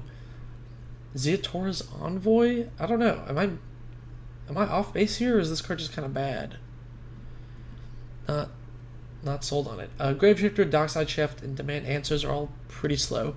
Demand Answers is a good card, but unless you discard a Lurgoyf, it's just not worth it. I think you just play regular card draw instead. Coveted Jewel, Monarch, and Initiative should be included with as many... Yeah, exactly. With Manlands, yep. I've been looking through the decks for the previous reviews. In the shared folder, there's so much fun inspiration. Yeah. Yeah, there's a lot of... People have submitted some really interesting decks. Like, I will try to get it all into my Architect soon, so it's in one place. But yeah, looking at some of the past decks is really good for inspiration. So there's a couple of changes. Beast Within, I think we just need a little bit more removal here. Something like that. Final Parting. This card's sweet with your commander, right? You put a Lurgoyf in the bin, which puts it onto the battlefield, and you put any other card in your hand. Great 2-for-1. Morbid Opportunist, more card draw, I think is good. Siphon Mind, again, more card draw. I really felt like this deck kind of needed it. And Toski, if we're playing Lurgoyfs and Beaten Face, Toski's good. And it's finally like come down in price. Otherwise, it's fine. I think that this deck struggles from like it can't be upgraded very well because when's the next time we're going to see a Lurgoyf? Honestly, something I've thought about making a whole video about is just like decks that don't improve very well because decks who can't upgrade, because when are you going to see Lurgoyfs again? So otherwise, not too many things I can really suggest here because we have all the good Lurgoyfs already, so that's kind of how it is. There's no more Lurgoyfs to suggest, or at least none of the good ones. But yeah, I just think you needed a little bit of better card draw and removal, and it'll make it feel better. Gerard's Orders is like a cheaper Final Parting. It only grabs creatures.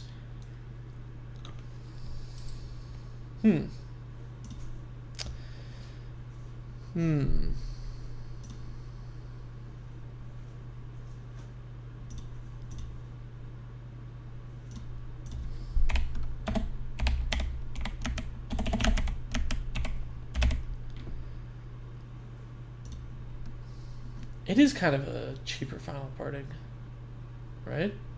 So you have 2 creatures. That's another potential add. Thank you. I'll put that in there. Oh, thank you, Julian. Yeah, if you enjoyed this, then yeah, check out the Patreon. I also I have some I just 2 days ago posted my first like Patreon exclusive video, and there'll be a few smaller short videos that'll be Patreon exclusive as well.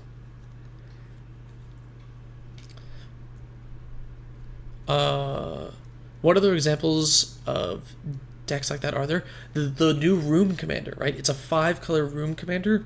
When are we going to see Rooms again, right? That deck is going to be stagnant for like years and years and years. And there's like pros and cons to it, I think it's kind of interesting to have a deck that you don't need to like upgrade every single set, but then it also is kind of lame when your deck like just feels stagnant. So, yeah, I'm thinking about making just a whole video about that, the pros and cons of those kind of things. Took a little peek at the suggestions you made to my deck, and I disagree with one card completely. Oh, wait, Guru, have we done your list yet? Or are we doing that one? Is that one coming up? Oh, yours is at the very end. Okay. Okay, maybe I missed something. We can take a look. We'll discuss. Okay, Kambal. Kambal is... This list was pretty sweet by Jochen Wait. This patron, I know they've been working on brewing up this list for a little bit, and it's kind of like Orzhov Aristocrats with like a token theme. So I love this card. I think this Kambal is actually quite powerful. Played in the 99 of one of my decks. It's really good. So honestly, only a few changes because this list was pretty well put together as far as I could tell. Weathered Wayfarer. We don't have fetch lands in here, which I think is like half the power of this deck, this card. Right? You crack your fetch land to go down a land, and then you activate the Wayfarer in response. So you could have less lands than your opponent, even if they didn't green ramp. So I think without fetch lands, this card is not as good.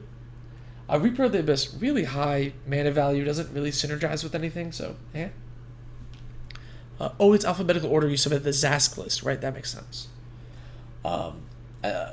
We'll get to it. Unless I know it's probably late for you, right? Because you're in Europe. Should we skip ahead, Guru, to your list next? I don't wanna have you miss it if you want to disagree with an addition. Afterlife insurance is funny, I guess.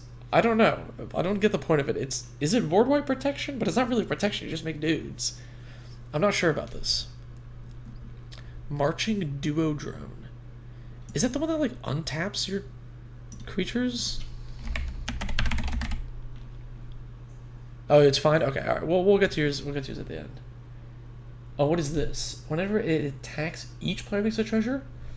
Oh, that's kind of fun. Interesting. I've never seen this card. All right. Well, that's one from chat. I've never seen this card before. It could be interesting. Mirkwood Bats. I'm surprised it wasn't in here. We're doing all this like draining and like zapping people of life. Where's the Mirkwood Bats for that? So I suggested there were 4 before I added the Duodrone. I added 4 things, and only cut 3 because the cuts were really hard. So I feel like you just gotta play test a little bit and see what's the slowest thing. It's 9. Oh, it's only 9 p.m. for you. Oh, okay, all right. Not too bad. I'll try and get to it, quickly. So there's more ads than cuts because I found cuts very difficult in this. I think it's going to come down to playtesting. I feel like Amelia might be a little too cute, or Ghoul Colored Gisa might be too funny. So maybe some of those are on the chopping block, but I'm not sure yet. Wedding Ring is funny because you marry your opponent and then you marry them a second time basically, but you get 2 wedding rings and they only get 1. Pretty fun. Lets you draw a lot of cards, do shenanigans. Alright, this is more funny than anything else, but it's removal, and then you also get an Ox, and it triggers all your things. It's kind of cool. Parting Gust. This is one addition that I think is really good in a Cabal list. So, it has gift a tapped fish, and you exile a non-token creature if the gift wasn't promised, it enters back into play at the next end step with a counter on it. So, you can use this as protection from a board wipe. Oh, I don't want to recast my commander. They're casting a board wipe. Boom, got it. Parting Gust my Cabal, and he'll leave. He'll come back with a counter, and I still have my Cabal, right? But if you use the gift, you can just exile something forever, and then the gift gives them a token which triggers your commander, right? Pretty sweet. I think these are all potential good ads. You'd personally like to see that video about decks and mechanics aren't likely to get supported. Yeah, maybe I could talk about like the storm scale in there too. It could be interesting. Yeah, I need to figure out exactly what videos I'm making for this month. Oh, sorry. Final thoughts on this list. It's really good. Seems pretty well tuned. Maybe try and see if like cards like this are really worth it. It might be a little slow. That's my initial thoughts. But I'd love to hear more about how these suggestions work when you try it out. Yeah, gift is a fun, silly mechanic. Yeah, I need to figure out what videos I'm making this month. I haven't decided yet, honestly. So we'll see. I'm debating if I'm going to make a video about Universes Beyond. I feel like everything's kind of been said, but also I kind of want to do like an I Called It video almost, because in my old, almost a year ago, Universes Beyond video, I said next year they're going to just have half the sets be Universes Beyond, and I was right. I had some crazy predictions in that old Universes Beyond video. Kind of want to maybe make a follow-up. I haven't decided yet. Okay, next is by, oh, is there supposed to be an R here? Is it Bragger Jester? Did I misspell your username? Ooh. If I did, let me know. Illuge, the Shoreless Sea, and this is mono blue control.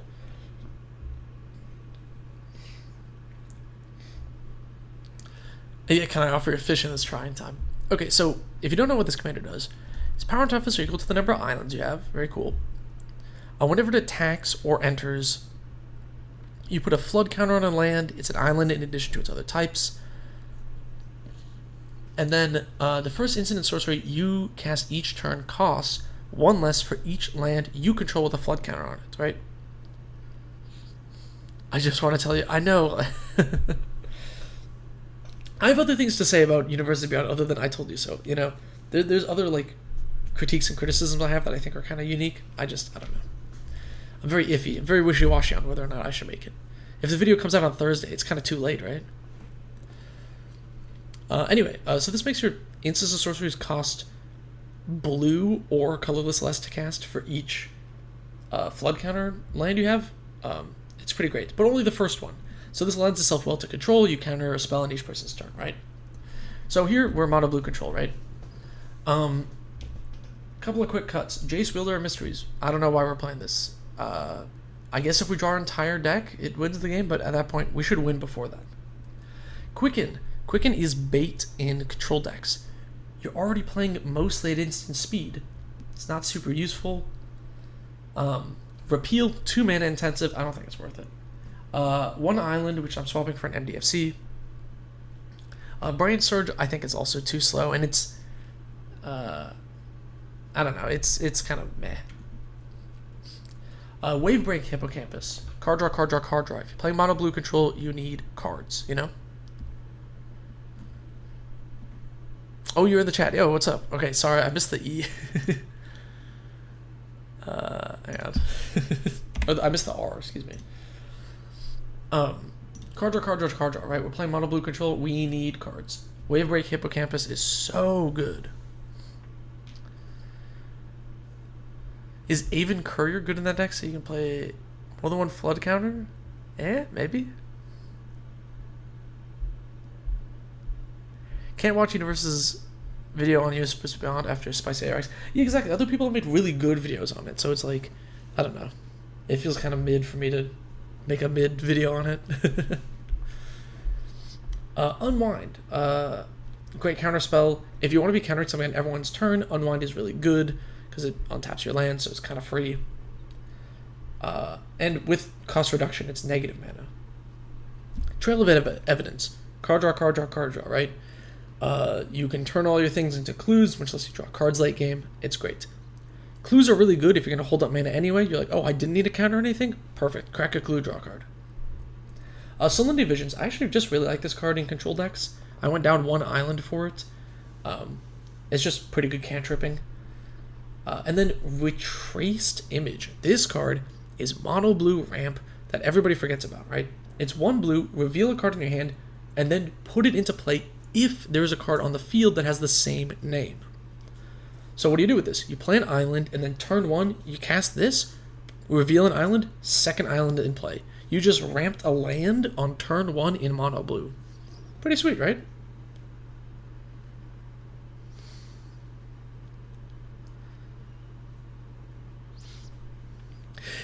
Yes, I agree. And like, how many negative videos do you want to make? You know, obviously, sometimes videos are like negative. You know, I've made videos that are not positive about things that aren't going on or whatever. But I don't want every video to be negative. You know, especially because it ruins the watchability of it years later. You know, 2 years later when they phase out Magic and just have Universes Beyond only, you know, my video saying that was going to happen is so irrelevant at that point. Oh yeah, those were the 5 cuts for this deck. Otherwise, I love this commander. It's cool. It's such a cool. I love the art too. Mono blue control. I like it. I think this is a great deck, and I hope you counter a lot of spells.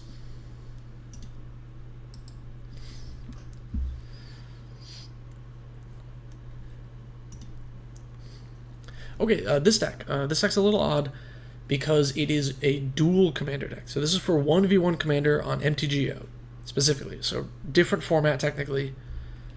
How come no medallion? The medallion is kind of awkward in the deck. I'll go back, sorry, real quick. Because of the way the commander works, you're incentivized to play cards like Offer You Can't Refuse, and Opt, and you know, Wash Away. Where's Counterspell? Counterspell should be in here somewhere, right? Counterspell, and things that have like a lot of like blue pips. And then these ones are not affected by Medallion. So I feel like once you have like, you know, one one flood counter, you're kind of fine. I don't know, maybe Medallion's still fine. I think it's just not necessary. Sitting across from a illusion deck, immediately assume they're on extra turns. Yeah, they could be an extra turn deck. I don't know why, though. I feel like we have better extra turn commanders, honestly. Okay, sorry, back to this. I just want to pop in and say my friends had a lot of fun discussing your review of my deck. Thanks for... Hey, you know what? I'm really glad you enjoyed the review of your list. I hope it helped. Yeah. Oh, of course. Yeah. I'll explain anything that I say a lot of like random stuff. So feel free to ask for an explanation. Okay. So this list is dual commander for MTGO. The list had more than 100 cards. I just trimmed some of the basics because there were a lot of lands. I trimmed some of the basics to get that down to 100. Made 5 cuts. Dual commander is very different than 1v1 commander, right? Ooh, yeah, no Cryptic Commander Conflicts. Those are also great adds to the deck. Honestly, with Mono Blue Control, there's so many options. I could be there all day suggesting things like Time Stop or whatever. There's more to submit, but hey, they can resubmit the same list. And if I did like a 10-card swap for every single list, I wouldn't have had time to get through all these. This is a deck that I would want to make like a 10-card swap, I feel like. I think we don't have enough 4-drops for what this commander wants. I feel like there's too many sub-themes going on. I'm not really sure what some pieces are. It's a little all over the place. I think this deck needs to be like honed in on a lot,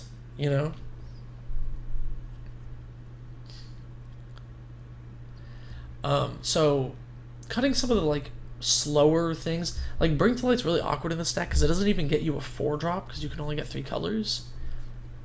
And a lot of the like higher mana value slower stuff, because 1v1 commander is very fast, very tempo oriented. It looked like they were trying to stay under 50. I don't remember the patron telling me that they were trying to stay under $50, but maybe they were. Hopefully I didn't mess with that with my cuts. And since I know this is Magic Online, normally I don't recommend cards like Mana Drain because it's expensive. On Magic Online, it's way cheaper. Spell Pierce, Counterspell, Mana Drain, where 1v1 commander counterspells are king. And then Hydroid Krasis and Inga and Esikia as higher mana value, top-endy kind of things that also hit pretty hard.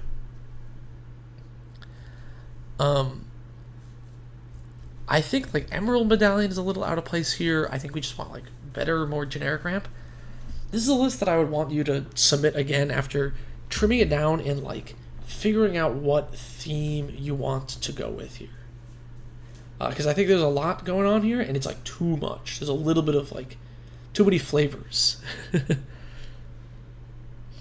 Why limit myself to 5? It's a time thing. I meant to start this stream like an hour earlier. I was running out of time. I try not to do more than 5 cuts just because otherwise I would be there all day. And like people submit lists all the time where I'm like, I would want to change 15 cards here. But it's literally just time.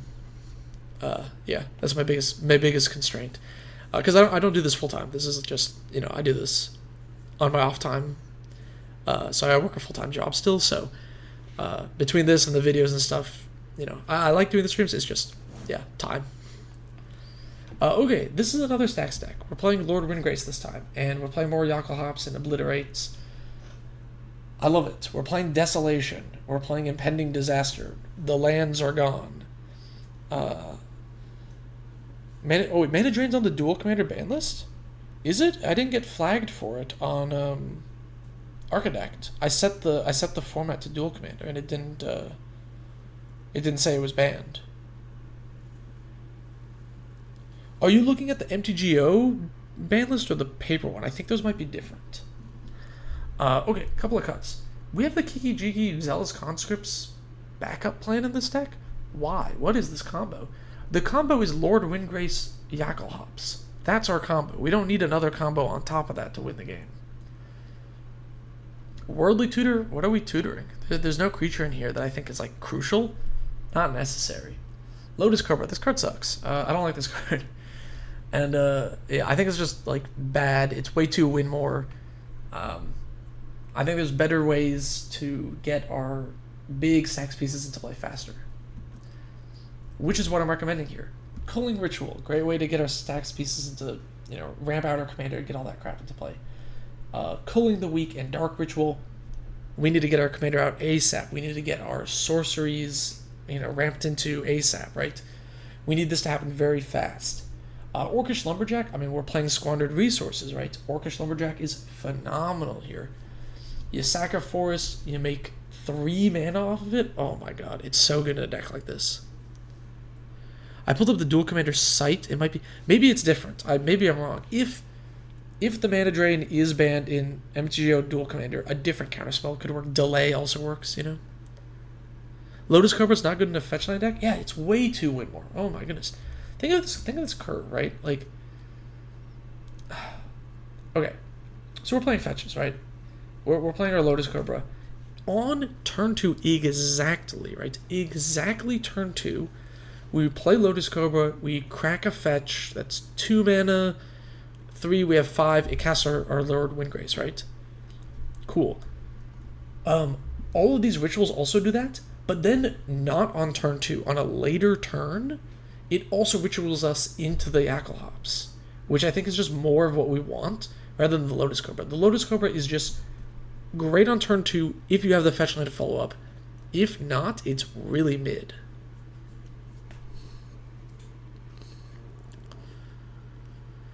Okay, you submitted a... Wait, did you submit a Gravegardener deck? Someone submitted a Gravegardener deck.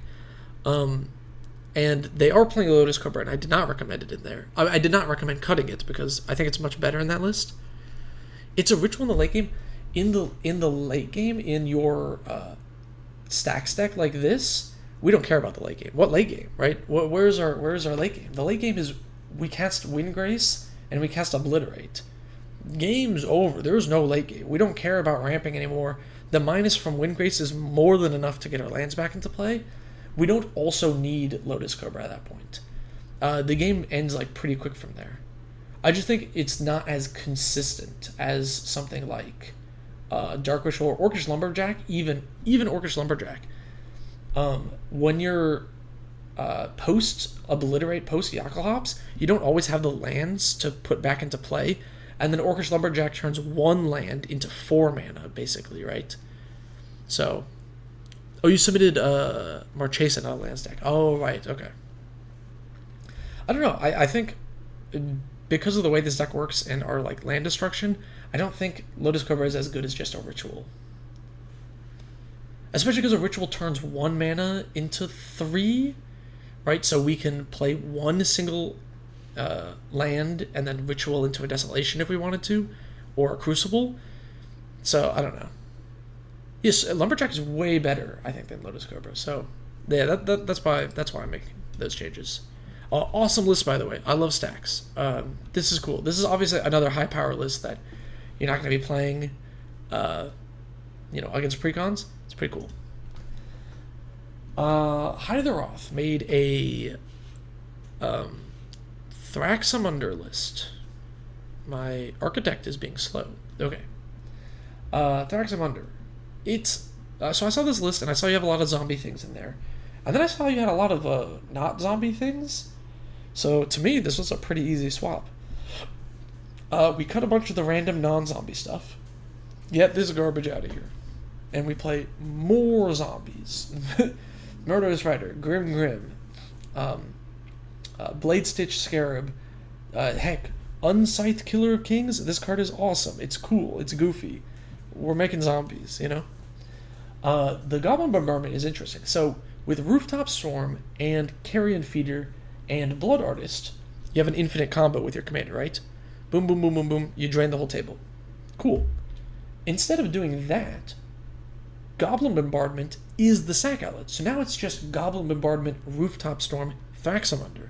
We don't need an additional 4th piece, and we can cut something like Blood Artist, which isn't very efficient in the deck. So yeah, I just think, cut this stuff, go harder on the zombies, and Thraxamunder is sweet. Unscythe is still bugged on MTGO. How was it bugged? I don't know. That's kind of funny if it... And MTGO is it's a tad jank. I say as an MTGO partnered creator. The marketplace land, yeah, the marketplace high market is also a good addition there. But that doesn't work as an infinite sack outlet. Okay, Obeka, Splitter of Seconds. Pretty sweet card. So we're playing some kind of like buffing things, but you also want to buff your commander's damage, so you get like 1 billion upkeeps, but you also want unblockable. So a couple of things to change. Twin Inferno doesn't really synergize with our deck very much. I don't know what we're copying. And you give your commander double strike, I guess, but it doesn't buff the power of your commander, so I'm kind of like loosey-goosey on this. Maybe the double strike's better than I'm thinking. Braids puts creatures' lands on the battlefield. We actually don't have that many creatures to cheat into play. So I know it's funny if you get like 3 upkeeps with it, you put like 3 lands into plays or artifacts, but we're not cheating anything big, so I would cut it. So it works way better than it should by working when not equipped. Oh, that's funny. As foretold, a little win more. It is funny that, like, yes, if you have your commander in play and you put like 3 counters on it, and then you go to your next turn, you put a 4th counter on it, cool, great. But then you also need to have stuff to cast with it, so it's like too many steps. Oromancer's Guile, it makes your commander big and gives it vigilance, I guess, but like, it's 4 mana. 2, not very efficient.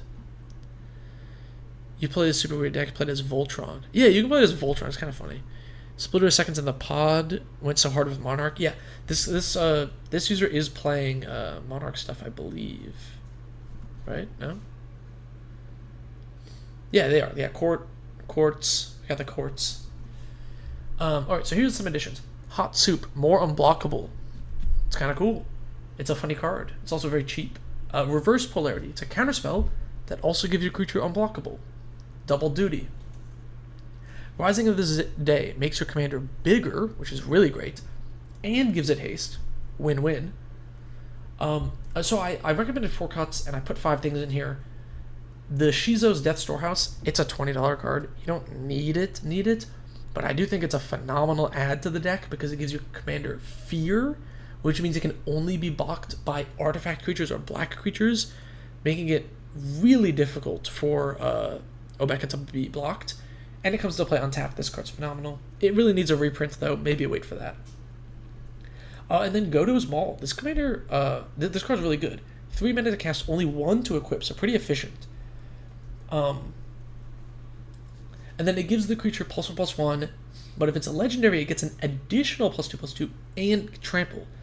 So with Menace, she's pretty annoying to block anyway, and then give it her +3/+3, makes her, a 5/8 with trample. If they don't have 8 toughness, you're going to spill over some of that damage and get those additional upkeeps.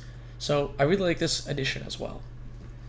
Overall, this commander is really cool. It's so fun. Tamio's Journal, I mean, come on. And like, with the Quartz, you can do some silly things. Cool card, just some minor changes, honestly, just to make it a little faster. Gonna head out. Oh, good night, man. There's like 5 Monarchs in this. Yeah. There's like Cypher 40. You had 5 Monarchs. I mean, it's a cool deck. It's a cool deck. I think it's fun. Honestly, misread Braids. Thought it was better than that. Ah, okay, I see. I was kind of confused by the Braids. That makes way more sense. Okay, this commander, Orcus, Prince of Undeath, 2 black-red, X in the cost. Kind of crazy, right? Flying Trample 5/3. Here's what it does, though. ETB, you can either give other creatures -X, Twilight something that drains opponents. Twilight Prophet? Twilight Prophet's kind of neat for Obeka. It could be okay. It is a 4-drop, so it's a little awkward on your curve, right? Because it doesn't work super well with when you want to play it, you know? Oh, you thought Braids was any permanent. Oh, yeah. Okay, that makes way more sense. Yeah, no, definitely cut it. It's sadly not any permanent. This commander, Orcus, is pretty cool. It's what is it? It's a board wipe, or you can return up to X target creatures with total mana value X or less from your graveyard to the battlefield, and then they gain haste. Very cool, right? You can reanimate a bunch of things. Here's a couple of cuts. You have like these kind of bigger mana sinks, and I know your commander is like a high mana value thing because it has X, so you want to put a lot of mana into it. Here's the problem with these: is your commander, even though it has a high, is a big mana sink, so you have a lot of use for this. You don't want to rush your commander out anyway, right? It's a board wipe or reanimation effect. You don't want to cast it until late game when you probably already have mana anyway. So I don't think you need too many of these effects. Improvised weaponry, this is just like it's a shock that makes the treasure way too slow, way too low impact. This also same thing. You get a couple of creatures to hand. Why do we want creatures in our hand? Don't we want them in the graveyard for the commander to animate? Cut that. Shriekmaw. It's removal, and then it goes to the bin, and then it gets reanimated. It's cool. I'll talk about Scourge in a second. Rakdos the Showstopper. Your commander's a demon. This card's pretty sweet when you have a big flying demon and you want to clear the board. It's also, when it dies, you reanimate it. It's great. Bedevil, good removal, I think is great. Scourge of the Skyclaves. Okay. So the way this card works is its power and toughness are equal to 20 minus the highest life total among players. And it is a star, meaning its power and toughness is whatever that number is in any zone. So, let's say, somebody has 40 life because it's commander. Then this counts as a -20, -20. Meaning, when you're reanimating everything with Orcus's second ability, it's total mana value X or less. So even if X is 0, if you have Scourge in the bin and he's a -20, you can bring 20 mana value of dudes into play. Does that make sense? I believe, was it Nethroi or whatever, the mutate guy, uses Scourge of the Skyclaves in a similar way to do combos. Correct me in chat if I'm wrong about this, but I'm pretty confident that this is how this card works. So, pretty cool thing. I would recommend it in this deck.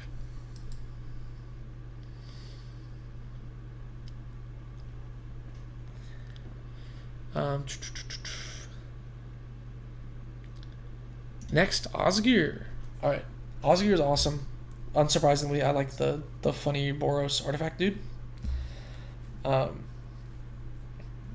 what is happening? I think my internet is kind of crapping out on me here. Okay. So this is also a budget list, so I didn't want to add anything like too crazy expensive. So actually, my cuts will trim the price of the deck down, if you think about it. Yeah, no, the Skyclave is super busted in that deck, and it's very crazy. So here's a couple of quick changes. Overall, the list is pretty good. It's great Osgir stuff. Couple of changes. Workshop Assistant, too slow. Molten Gatekeeper, I wish this was artifacts or creatures. It's not. It's just creatures. So, I don't know. I don't think it triggers enough. Mishra's Bauble, I actually don't think it's very good in artifact decks that don't recur it super well. It's like kind of cute with Osgir, but it's kind of slow. Do you really want to use an Osgir activation on the Mishra's Bauble? It also doesn't stay in play to trigger your affinity stuff. This is like a madcap experiment.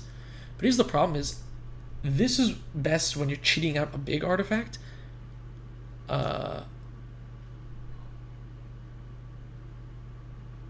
of cost, Curiosity would have an alt for Showstopper, like a alternative suggestion for the Showstopper. I don't know. Are you looking for like a different, like you specifically don't want to play Showstopper, or like a different board wipe? Because any board wipe would do, honestly.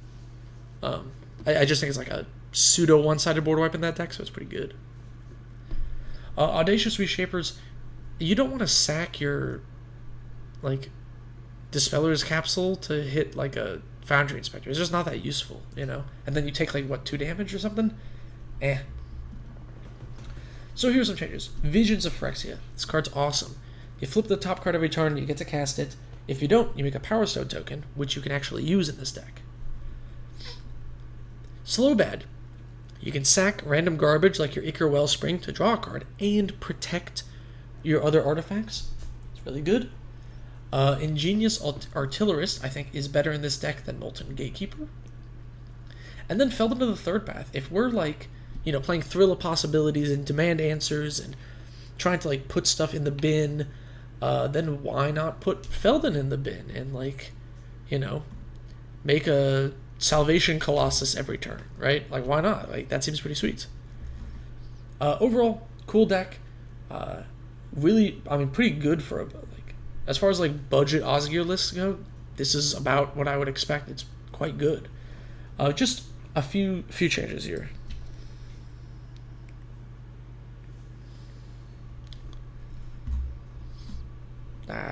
My internet's slowing down.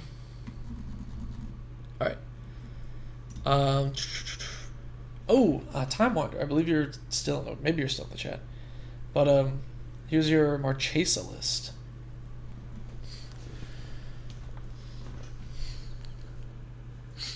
Okay, so Marchesa the Black Rose, classic commander. Couple of cool things in this deck. I like the Rune Flare Trap. I assume it's like a meta call. It's pretty funny. Flare of Denials, super sweet in this deck. Lots of cool stuff here. Couple of cuts. Unstoppable Sasher. Am I? Oh, glad you appreciate the recommendations. Catch you later, Cypher 40. Am I missing something about Unstoppable Slasher and Marchesa? I don't get it. How are we getting the Slasher in specifically? We're not really giving it unblockable or anything. I don't know. Maybe I'm missing something. I'm kind of confused. Is it an infinite loop? It's not infinite because it triggers on end step. I have no idea. I was kind of lost with this. Remand, decent tempo, but I think Delay is just better tempo, so I would recommend that swap. Brainstorm, I don't really like cantrips in decks that don't care about spell slinging. I think cantrips are just kind of bad. I'd rather have card advantage, That's another. I have a whole script written about why cantrips suck, and I just never made a video on it. Maybe I will. Dismember. I think we can just play more flexible removal. Love how many people forget that Black Rose will steal their creatures. Yes, Black Rose does steal other people's creatures. There's some shenanigans you can do with this. With like Unspeakable Symbol. Perforos. I feel like if we're doing the thing and we're like sacking the whole board, the extra 6 damage is whatever. We're already. I don't think you need it. I think we have plenty of damage. Those are the cuts. Adds, Delay, really good. I think it's just better than Remand. Glenelendra, phenomenally scary card with Unspeakable Symbol. You can get rid of the -1/-1 counter, and then you do that. It's just, you sack it. Yeah, the Phyrexian text card is pretty cool. And if they have it in the list because they think this is cool, that's fine.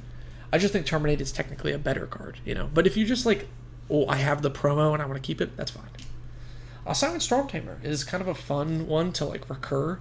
It sacks itself, it counters things that targets you. I really like it in Marchesa if you're able to recur it. And then Plumb the Forbidden. I think it's also pretty good in Marchesa. Since you want to sacrifice things anyway, and then it just lets you draw cards for it. I think this is pretty good. Maybe it's a bit win more, but I don't know. I think it's good. Overall, pretty great, well-tuned Marchesa list. Not too many, very few bad things to say about this list. It's quite the deck. I'm curious how good this was, but it's like so low to the ground. I think it's probably worth. I don't know. I was thinking about recommending this as a cut as well, but I wasn't certain.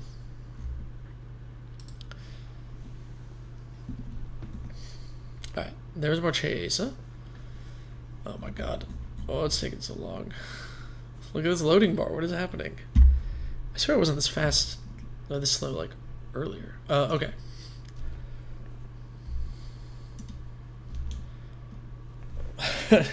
Sorry to make you wait so long, Guru. I'm trying to get through these. Okay, Philia Voltron. So this is like, this list had more than 100 cards. Normally I try to avoid that, but I'll help you trim it down. So I've cut 6 and only added 2, because it was 104 cards. Weathered Wayfarer, land tax, We don't have fetch lands, so Wayfarer is not as good. Land tax, we don't have Scroll Rack, so it's also not as good. I don't know. It doesn't seem worth it.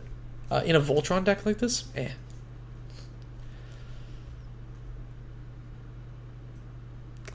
Yo, what up, Joseph? Thank you for the super chat. Did I trash your Yeva deck yet? No, it's alphabetized, so it'll be the second to last list that I talk trash on. Silent Arbiter, we're like an aggro Voltron-y deck. You have other things like your Sun Titan that you want to attack with, so it's kind of awkward to not be able to attack with your Sun Titan and your Voltron commander at the same time. Second Sunrise, I get it, but it doesn't save your commander from the counters that you would lose, so it's worse than giving your commander like indestructible. Pariah, I don't know what this was for. This seemed a little out of place. Idyllic Tutor, there's nothing that we're tutoring up specifically, I feel like, so it's just like too much mana for a Voltron deck.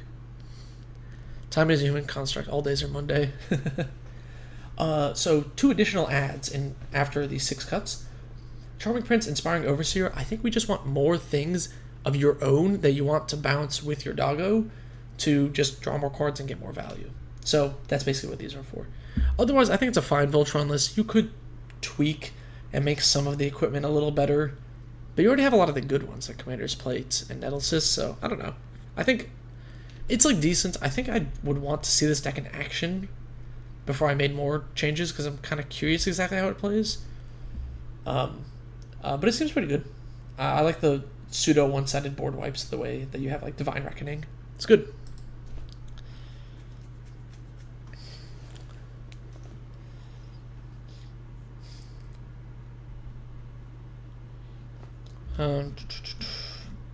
Man, the slow load times are getting me.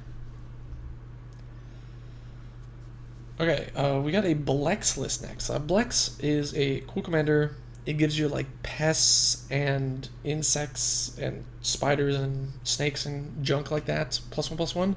And then the flip side is like a card draw spell. This user told me specifically that they wanted Maskwood Nexus to be a hidden commander in the deck.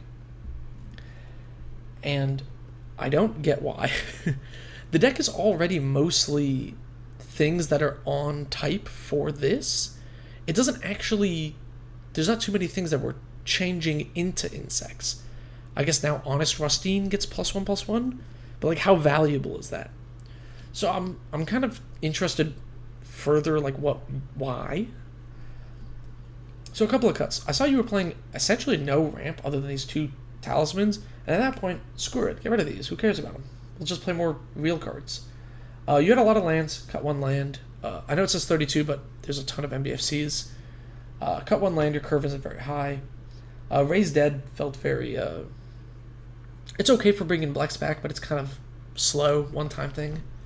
If you want to make this a hidden commander deck, we need tutors. Tutors to search up the Maskwood Nexus, because there were no tutors, so we only have 1 copy of the hidden commander.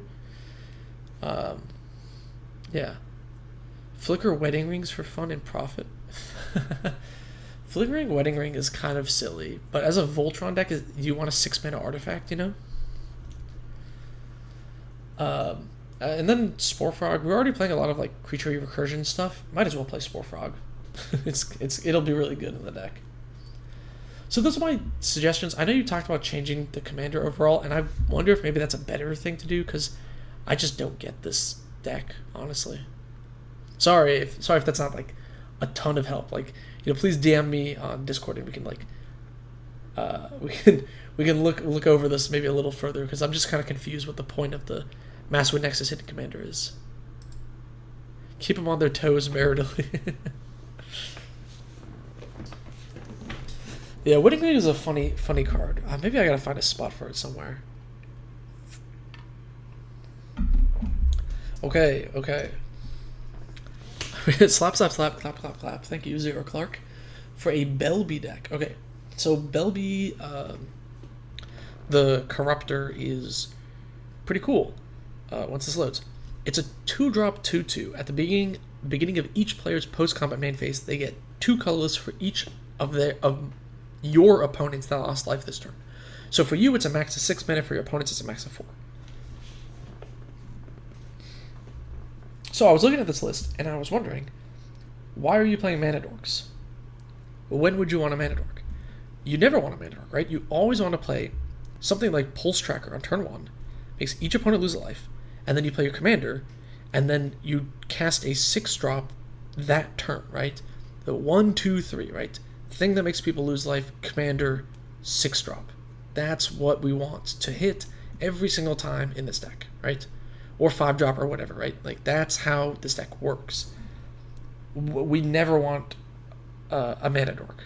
What would it be? Ramp it to a 3-drop instead of Belby? That doesn't make any sense. Speaking of 3-drops, why are we playing Cultivate? Screw that. What are we casting on 3? Ideally, none of that, you know? Not 3-drops. So we're cutting that. Horizon Stone, this card's bad. Like, yeah, you can bank mana. It's like kind of funny. But then if it gets blown up, you lose all the mana. I think you would rather just cast something that actually does something, you know? How much would it cost to have you pay our list and to play your list? Like, I play your deck? I mean, how would you get the deck to me? Are you mailing me a deck? Or would I play it over Moxfield, I guess? I don't know. I hadn't really thought about that. I kind of like playing my decks. This is going to sound really weird, but I play like very strange specific decks. So I generally just don't enjoy playing other players' decks. I don't know. That's an interesting question. Okay. Cauldron Familiar is something that deals the damage to everybody. I know it doesn't quite work in the same curve, but it works the turn after.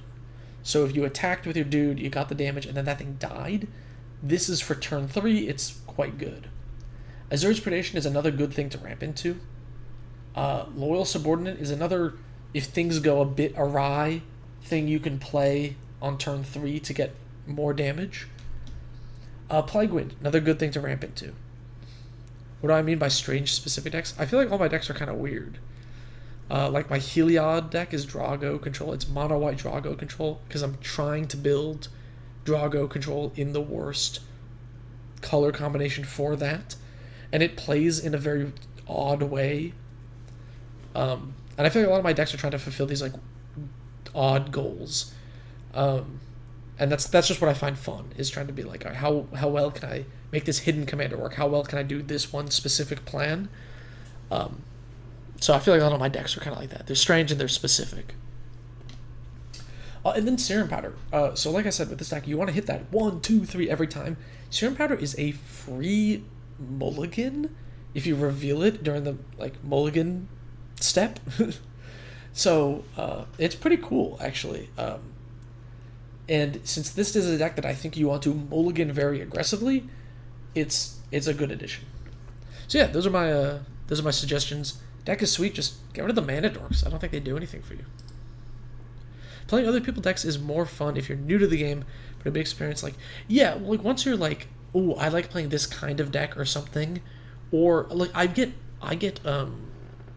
inspiration from a lot of people's decks. Like there's a lot of decks here that I've seen, like Orcus. I'm like, okay, this is a cool commander, you know.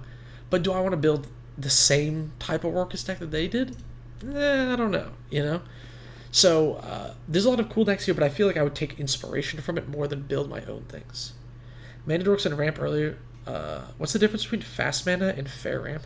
Fast mana is things that get you mana positive. So Mana Vault or Soul Ring, for example. Soul Ring is fast mana, right? You spend 1, but you get 2. So the same turn you play it, you accelerate on mana.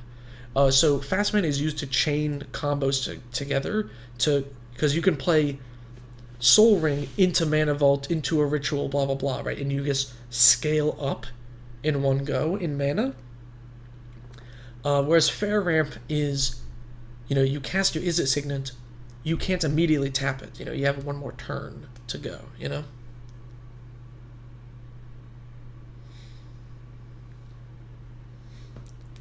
I always think of Serum Powder. He's this new dual commander deck. You should try it. Serum powder is cool. What do I have against Mandadorks? I don't have anything against Mandadorks. It just doesn't make sense for a Belby deck. Because, like, you just want to cast your commander on turn 2, and you want to cast a 1 mana thing that damages your opponents on turn 1. It just, the curve doesn't make any sense, you know? I should make a whole video about mana curve. Okay, Stella Lee. So this was a pretty, I think, well put together Spellslinger burn deck. Couple of changes. Skullcrack, if this is a meta call and you have a lot of life gain decks, sure, keep it. I just think it's weird otherwise. Serum Visions, it's like the worst cantrip, honestly, out of all the things here. I'd cut it for something a little better. Price or Progress, I'm not sure. Maybe this is a meta call as well, but I don't think it does enough, and we're not copying it enough times, and it also damages you, so it's kind of not good. Thermal Alchemist, this is going to be way more damage, not to you as well, than Price or Progress. Tallrand, I felt like we could have used a little bit more something defensive, and Tallrand makes you, like, make dudes to block with. And then Electro Dominance is really sweet in this type of deck. It lets you expend your mana, it's really good at casting 2 spells for 3, and it lets you ping things as well. There's some shenanigans you can do with Electro Dominance that lets you just do some extra damage in addition to casting multiple spells. You kind of like Bellow. Saw 7 different ways to play him. Yeah, Bellow. Do you mean Belby or? Because yeah, Belby's pretty cool. There's a lot of funky things you can do with it. But yeah, this deck is pretty great. It's just, I think you need some better burn and some better defensive stuff. That's about it. Otherwise, is it Spellslinger? You have all the good cards in there. Not a whole lot for me to change. Okay, next is the Calamity. And this is cool. I actually hadn't seen this commander before the submission. So it's a 6 mana 4/6 with haste. When it attacks while saddled, and it has saddle 1, you choose a non-legendary creature saddled to it, and you make a tapped and attacking copy of it. Sacrifice it at the beginning of the next end step, and then you do it again. So this is cool, right? You play your ETB creatures, and then it, like, makes 2 of them or whatever, right? Okay, so a few mana rocks won't cause too much in the way of shame. No, mana rocks that like Mind Stone are. This is negative mana, right? It ramps you on the next turn, not the same turn. So you're not going to be able to do anything too crazy with these. This list was pretty great, honestly. There's just a few small changes. So this, whenever you attack, you may sacrifice 1 or more treasures. Awkwardly, the tokens are tapped and attacking, so yes, it'll work once with your Calamity, but making copies of it doesn't actually do anything. And you giving your commander double strike doesn't actually let it, like, do more. Oh, Bellow who animates things. Yeah. Okay. Sorry, I was trying to think of, like, Bellowdrose or something. Redcap Thief is too low impact. Yeah, it makes a treasure. Cool. Who cares? Your commander is like a 6-drop. If you're making copies of it, you already have mana. Goblin Chain Roller, too low impact. If people have just, like, big creatures, it's not going to do enough. Couple of suggestions. Culling Dice is card draw, and it lets you sack those tokens before they get sacked anyway. Drawing cards is good. You're mono red. You need it. This guy is pretty sweet. When he enters the battlefield, you steal a creature, give it haste and myriad. Yes, it won't let you attack with the other things you steal when you make a copy, but it lets you take a ton of blockers out of the way and let you freely attack with your commander, right? Because you play this, you steal 1 thing, you saddle Calamity. Calamity attacks, you make 2 more of these, and then you steal 2 more things. You can clear all their blockers out of the way, and then boom. Slam in. And then lastly, Jaxus. It kind of does what your commander does as well, and it synergizes with a lot of the same things, and is just a pretty efficient card in mono red. Awesome deck overall. I haven't seen this commander before, and it looks like something I would build. Next, trial for dual commander, blue, green, red. Add Nadu for... Yeah, I saw you had Nadu in your Bant list, which does work well with equipment. That the Nadu synergy with just like equipping in general is kind of there, but I think like your deck had so many too many themes going on. What makes any artifact and equip one equal? Oh, okay. Oh, you love the flutist? Yes, the flutist is sweet. It steals the thing and gives it myriad, right? Isn't that? I mean, come on. How can you not love that? Okay, so we have an outlaw deck here. It's also a treasure deck. Smuggle the Share. I think this card's bad. I've tried using it. It never triggers. Get it out of here. Maybe your play group's different, but every time I've played it against like randos, it's just useless. Guild Artisan, a bit win more, requires your commander to be in play. Not a fan of those cards. Ash Barons, we're in a 3-color deck. I don't know how useful this is. And we're in a 3-color deck, and your deck is primarily leaning black. So, like, yeah, I know it's color fixing, but it's also like it grabs a basic. I don't know. So a few changes. Hagra Mauling over the Ash Barons, great. You want to make oh, I've got the hiccups. You want to make treasures? That's great. I think he uses the treasures really well. He turns them into 3/3s. He gives your outlaws haste and vigilance. Isn't he in the precon? I'm surprised this guy wasn't in the deck, actually. I feel like giving your commander haste and vigilance on curve seems really good, right? Like you cast him on 3, cast Olivia on 4, swing in immediately. It just seems really good. And then Grenzo Havoc Raiser, come on. This is like such a cool rogue. It's so good. Your commander flies, so you can trigger Grenzo a lot. It's really good. Otherwise, this list, quite good, honestly. You have like efficient removal, good protection. There was like nothing that was missing, right? We got board wipes, we have recursion. It's kind of got a little bit of everything. It was really hard for me to make cuts for this list. There's no glaring error. So just like a few small changes. Oh, you're making a conquest list? A conquest is like another format, right? I've heard some people talk about it, but I haven't really checked it out. You've always been concerned about mana rocks counting as fast mana. No. Mana rocks are not. Most mana rocks are not fast mana. Fast mana is a very specific thing. Yeah. Okay. Urza. So this is the Esper Urza. He's the dude that gives your artifact creatures menace, which is quite cool. And he makes like a construct every turn. And he has affinity for artifacts. Hang on, it's loading. Affinity for artifact creatures specifically. And then he gives you artifact. Whoop, he gives you artifact creatures menace, and on your end step he like makes a dude.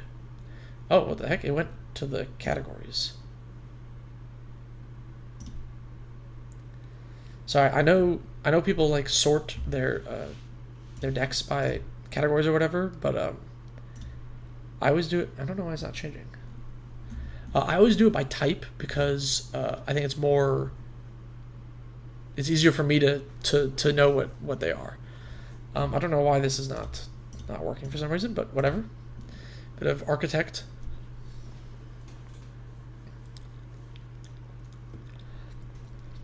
Anyway, this deck overall was pretty good. It's like an artifact mid-range list, right?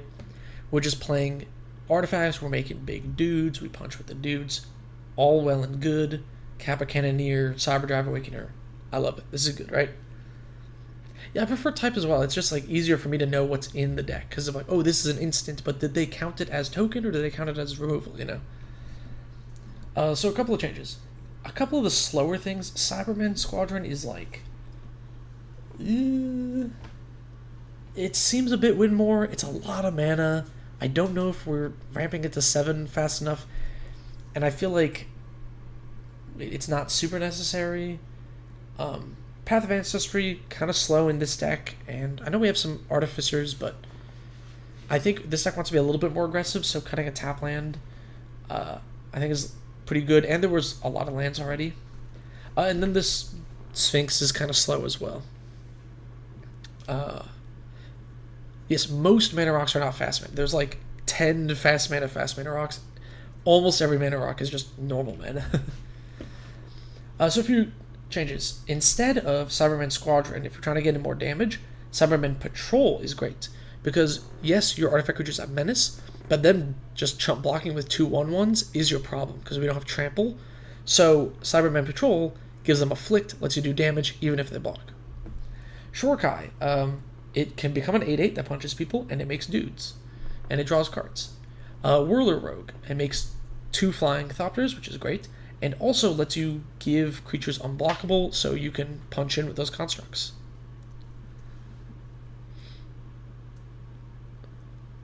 I recommend small Cyberman that gives Afflict 3 to all. Yeah. The Cyberman Patrol. That is exactly...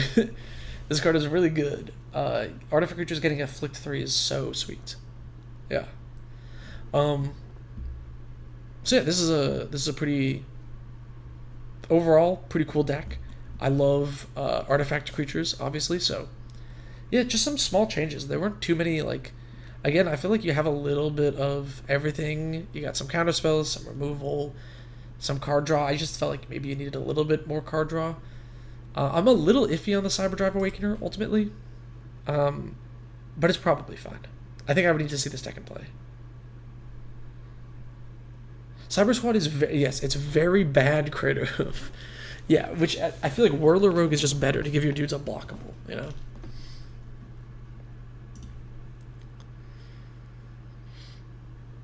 Totally understood if I didn't give it away to that. Pretty new. A lot of stigma around Commander because of the possible combos of CDH. There's stigma around that Urza? Really? I mean, I know the other Urza is really strong, and a lot of people, you know, are wary of it. But that one, I don't know if I've heard anybody talk about it. And yeah, welcome to the game, you know. I love seeing new players submit decks here. Okay, Radnit submitted a Camilla the Seed Miser deck. And I was looking at this deck, and I was like, you know what? They have all the good squirrels and food stuff. Again, not a lot of things I can change here. What do I need to change? The mana base. I saw so many basics. Let's cut 2 forests, cut a swamp. Twilight Mire. It's cheap right now. It just got reprinted. Path of Ancestry. I think that this deck is a little bit more like aristocrat-y and not as attacky. So the tap land is not as bad as it is in the other list. Maybe I'm off base there, but I think it should be all right. And the scrying, I think, is a little better here since you don't have as good card advantage as Esper does.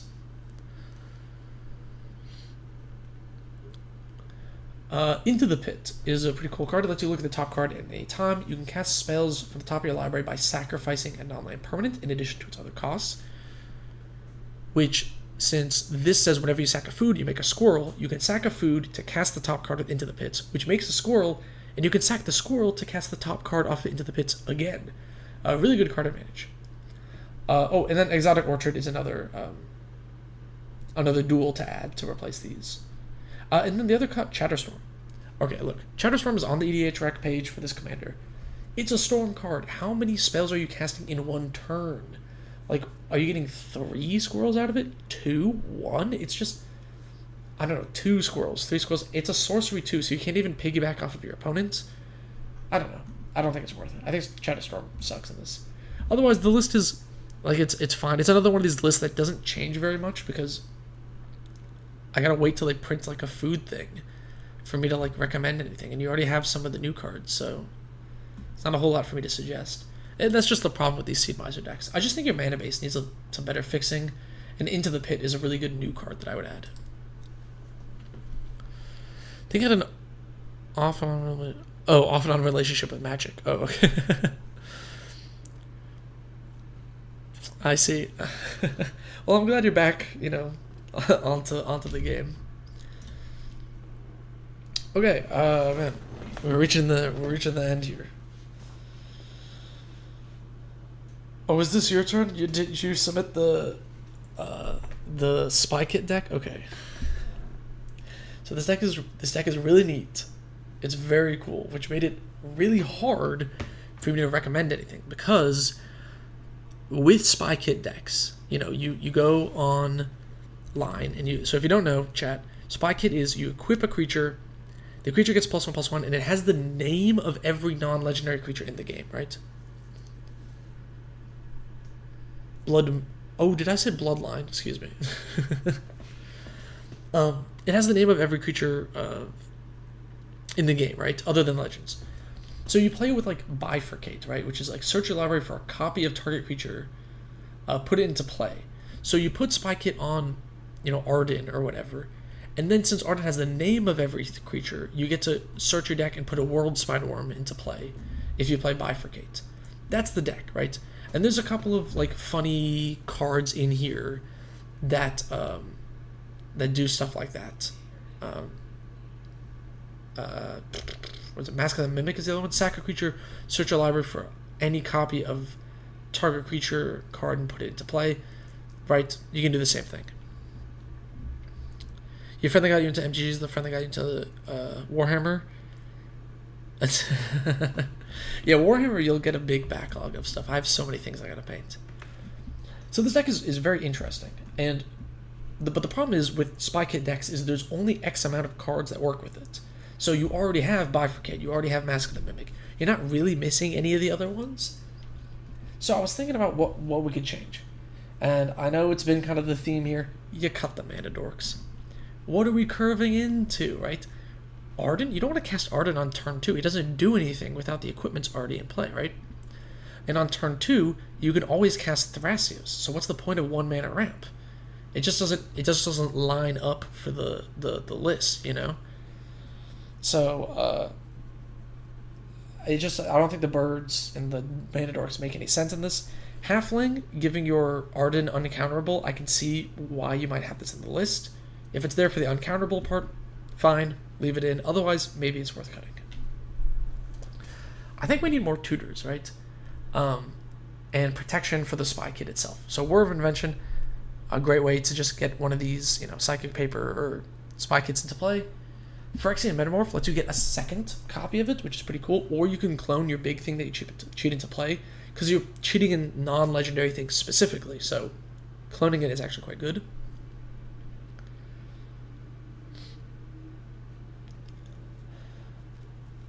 You love these changes because you hate vegetables being... Yeah, exactly. And no, I think you have Thrasios. We can greed a little bit on the ramp. And then Apostle's Blessing. It's a way to protect either your big creature when it comes to play, or the Spy Kit itself. Maybe a counterspell is better, but it's pretty efficient. If and when you subscribe to the Patreon, send the updated... I'm excited to see whatever list you send,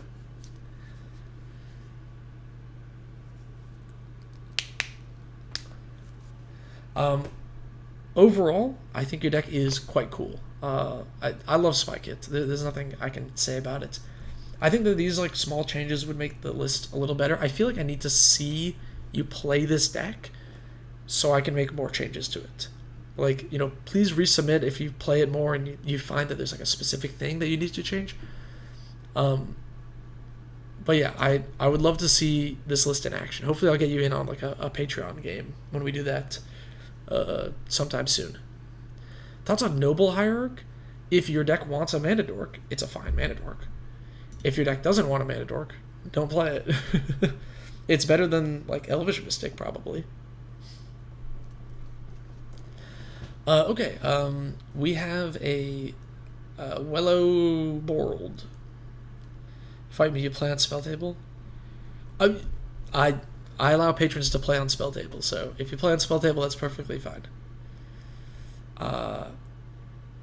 Okay, so this commander lets you turn non-equipment, non-auras. Non-equipment artifacts and non-equipment auras with mana value 4 or greater into 4/4s with indestructible haste during your turn, and then whenever they hit a player, you draw a card. Cool. Hey, you have a bunch of 1-mana ramp in here. Here's the awkward thing about 1-mana ramp in this deck, is you play your commander, and then you play 1 4-drop. And then, yeah, you can attack with that 4-drop, and that's cool, but I actually don't know if that's the correct curve for this deck.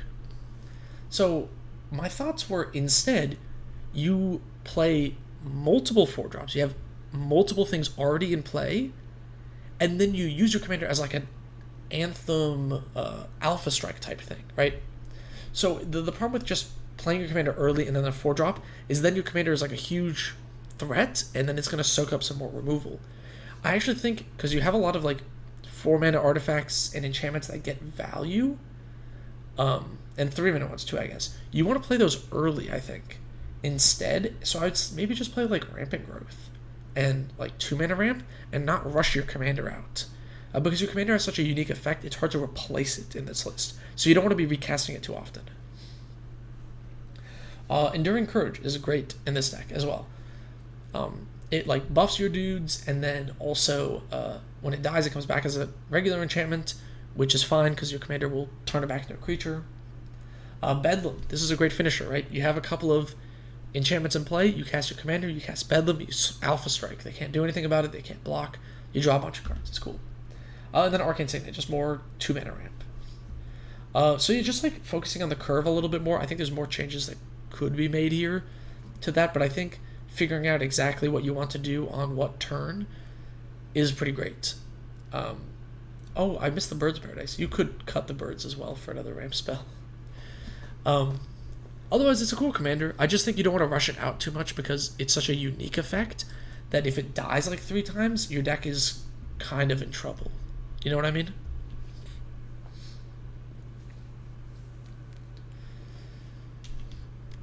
Alright.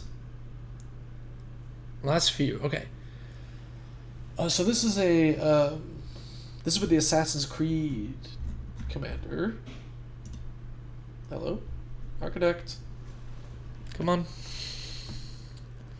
This is with the Assassin's Creed commander. It is... the one that tutors up, like, the spear of Leonidas as well. Oh my goodness, I don't know what's going on here.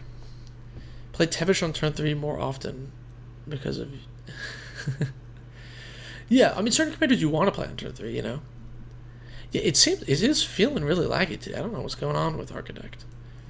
Okay, so this commander lets you search up the, like, Spear of Leonidas, which is this thing that buffs creatures. This is a Boros Voltron-y equipment deck. And this deck is quite good. There's a lot of very efficient, very useful things, a lot of powerful stuff as well. So here are the changes. Lost Jute. This card kind of sucks. it's too slow. Morog, a bit win more. It's like 6 mana. We don't really have land synergies. We're really not going to get more than 1 land a turn. I think there's easier ways to get extra combats. Sunforger. We don't have enough instances sorceries for this to be worth. I just don't think it's good enough. Slicer. If we're playing Alexios, might as well play Slicer. Does very similar things. Simian Spirit Guide. This is a deck where you want to rush out your commander and start equipping it with like, auras and equipment and junk like ASAP. You know. I like this to speed things out. Mother of Verns. Great protection, really good. You want this for your commander to get it in, get more damage. Codsworth, great utility. I was surprised he didn't have it in here. Gives you commander ward 2, lets you equip things easier. Great stuff, right? Attach auras and equipments at not instant speed, but it lets you just auto attach. And then the plateau is here, not because I'm saying you should add a plateau. Thanks for the Adrix and Niv review. Great suggestions. Rampage of the Clans is so nutty. Yeah, I hope you get some sweet wins with that card. So the plateau is here not because I think you should add plateau to the deck, but I think the mana base could use some more upgrades. So normally I don't like to upgrade the mana base too much, but you have a lot of the other like expensive, powerful synergy cards already. So I think we can cut stuff like Reliquary Tower and some more of these basics and just start adding some fetches, start adding some other duels. Like, I think that's just the next place to go, is just buff up the mana base, honestly. You already have all the other good stuff, So I would take a look at it. I think this mana base could be better. Frontier Warmonger, Blast Furnace Hellkite. I've tried that card. I think it's kind of slow and jank. I'm not sold on Blast Furnace Hellkites. Maybe I'm wrong. Have you had good experiences with it? I haven't gotten it to work.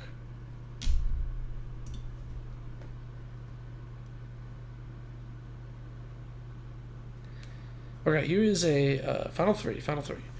Here is a Eudora list. It's not bad in deck if it has expensive artifacts. I guess. I don't know. I'm not. I just don't think it's good enough. Maybe I'm wrong. Maybe I had it in the wrong deck. It was my Grenzo list, but that was back when the Grenzo list made a lot of treasures. Oh my goodness, Architect. Hello? There we go. Okay, yeah, Eudora.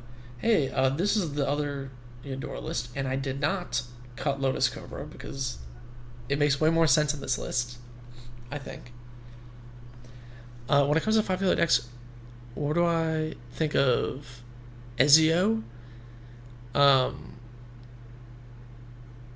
I actually feel the opposite. I don't like commanders with a color identity in their text box because it just lets you jam 5 colors, but your commander doesn't have the restriction of a 5 color card. I actually think it's kind of like a power crept way of making 5 color commanders. I'm actually not a huge fan of it. Ezio's fine. It's just an assassin deck. It's not super interesting. I've seen it a couple times. I saw someone win with his ability. It's silly, but yeah. Yeah, I agree. It's kind of like it's powerful, but it's like I'm not super interested. Okay, this one. So I believe this list had more than 100 cards, so I trimmed it down, and then I also recommended a couple ads.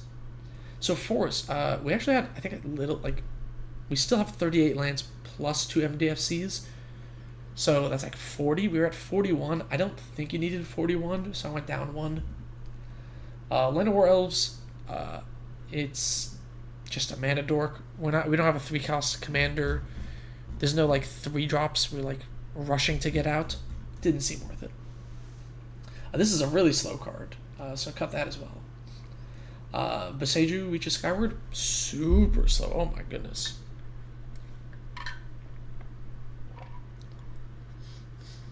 You run 3 CMC ramp in your bellow, but Mythical card is also.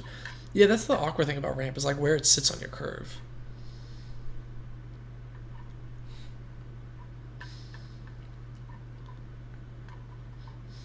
I think there was no, the simplicity over power. I mean,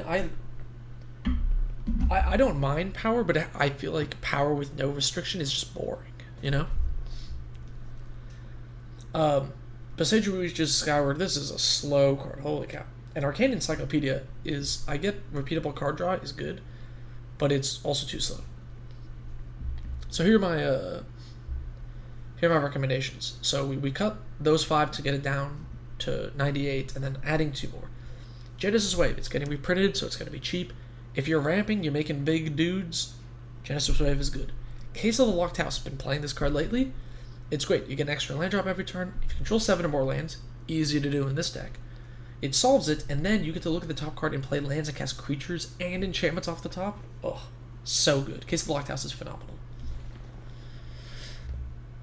Overall, it's mono green stompy.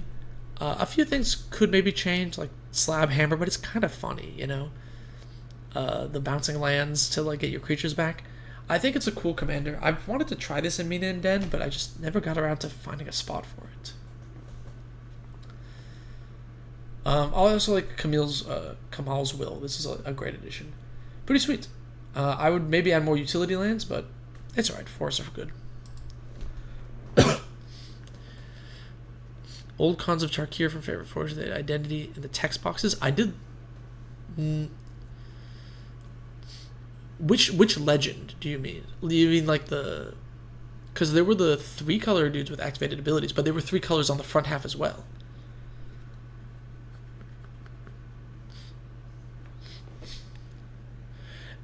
Yes, you still need Warburg to activate the ability, but you get the value of it earlier, you know? Protect Eudora a lot more? Nah, I don't think so. Because, you just just recast it, you know? I think that's the beauty of Eudora, is it ramps you so much that when it dies, you just recast the Eudora.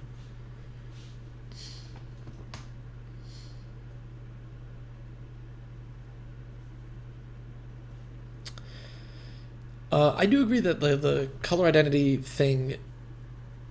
So I get what you mean about Ezio making it closer to standard, where your commander's mono black, but it's just a 5-color deck.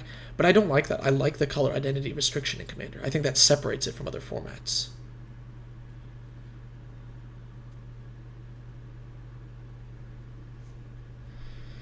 Okay, Yeva. All right, so this deck is a pretty high power mono green good stuff stompy deck. This reminds me of an old Omnath deck I built that it's kind of like a bit of a disregard your opponents, just play big stuff. Pretty great. Few small changes. Unnatural growth. I don't know if we need to double our stats. I feel like this deck has already plays enough big things. It seems a bit overkill. Food chain.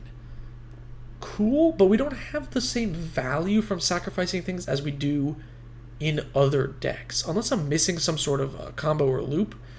Like, do I want to sack my Elvish Piper to get a 5-drop out? Not really, right? Yeah, 41 creatures, I know, right? Like, yeah, I could food chain my Elvish Piper into Greater Elder Gargaroth, but like, what's the point? Why am I not Elvish Pipering my Gargaroth into play? So I'm just not sold on the food chain here. I don't know if you're still in the chat. I know you did a super chat earlier, but if you're still in the chat, like, I'd love to hear your thoughts on the food chain, because I'm a little confused by it.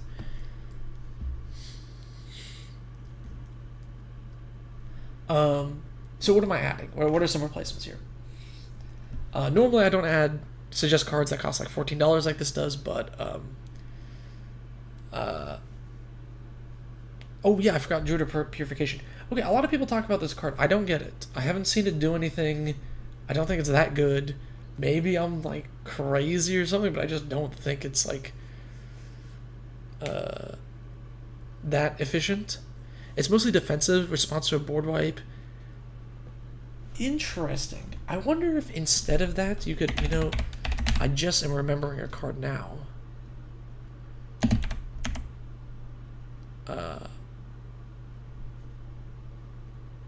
Right, I see. You sack your board, you recast Yeva. You recast Yeva, and then you like flash in more things. It's kind of neat. Oh my god, this is being so slow. Holy cow. If you're looking for defensive options, I wonder if maybe Winding Canyon is better. Let's see, like float mana and flash things into play. This is taking forever. Holy cow. It's just like a land that lets you give all your stuff flash. I can kind of see it. I guess I'm just not sold on how useful that is. As opposed to a heroic intervention, because it's defensive, but it requires you to have more stuff in hand to cast, Pier's Whim is pretty cool. Oh, I see what you're saying, Gust. Yeah. The Druid of Purification does get around hexproof, but like, how many hexproof enchantments are you like, I gotta get rid of? Pier's Whim, I think, could be a good addition to this deck instead of Druid of Purification. You force everyone to sack something and then also put like Nykthos into play. I feel like maybe it's better. I know you can't flash it in like the Druid. Maybe I'm off base. A lot of people seem to like Druid of Purification. I just haven't been a fan. So I'd maybe recommend Pier's Whim, but I'm not super sure. What I am sure of for this deck, with a Haste Enabler Food Chain out the win cons, doesn't that require you to have like 3 creatures? Is this like Magical Christmas Land? Am I crazy? How often are you like, alright, Food Chain my 3, 4, 5, 6, and then I also have a Haste Enabler to swing in with the 6-drop? I don't know. Political card? It is political, yeah.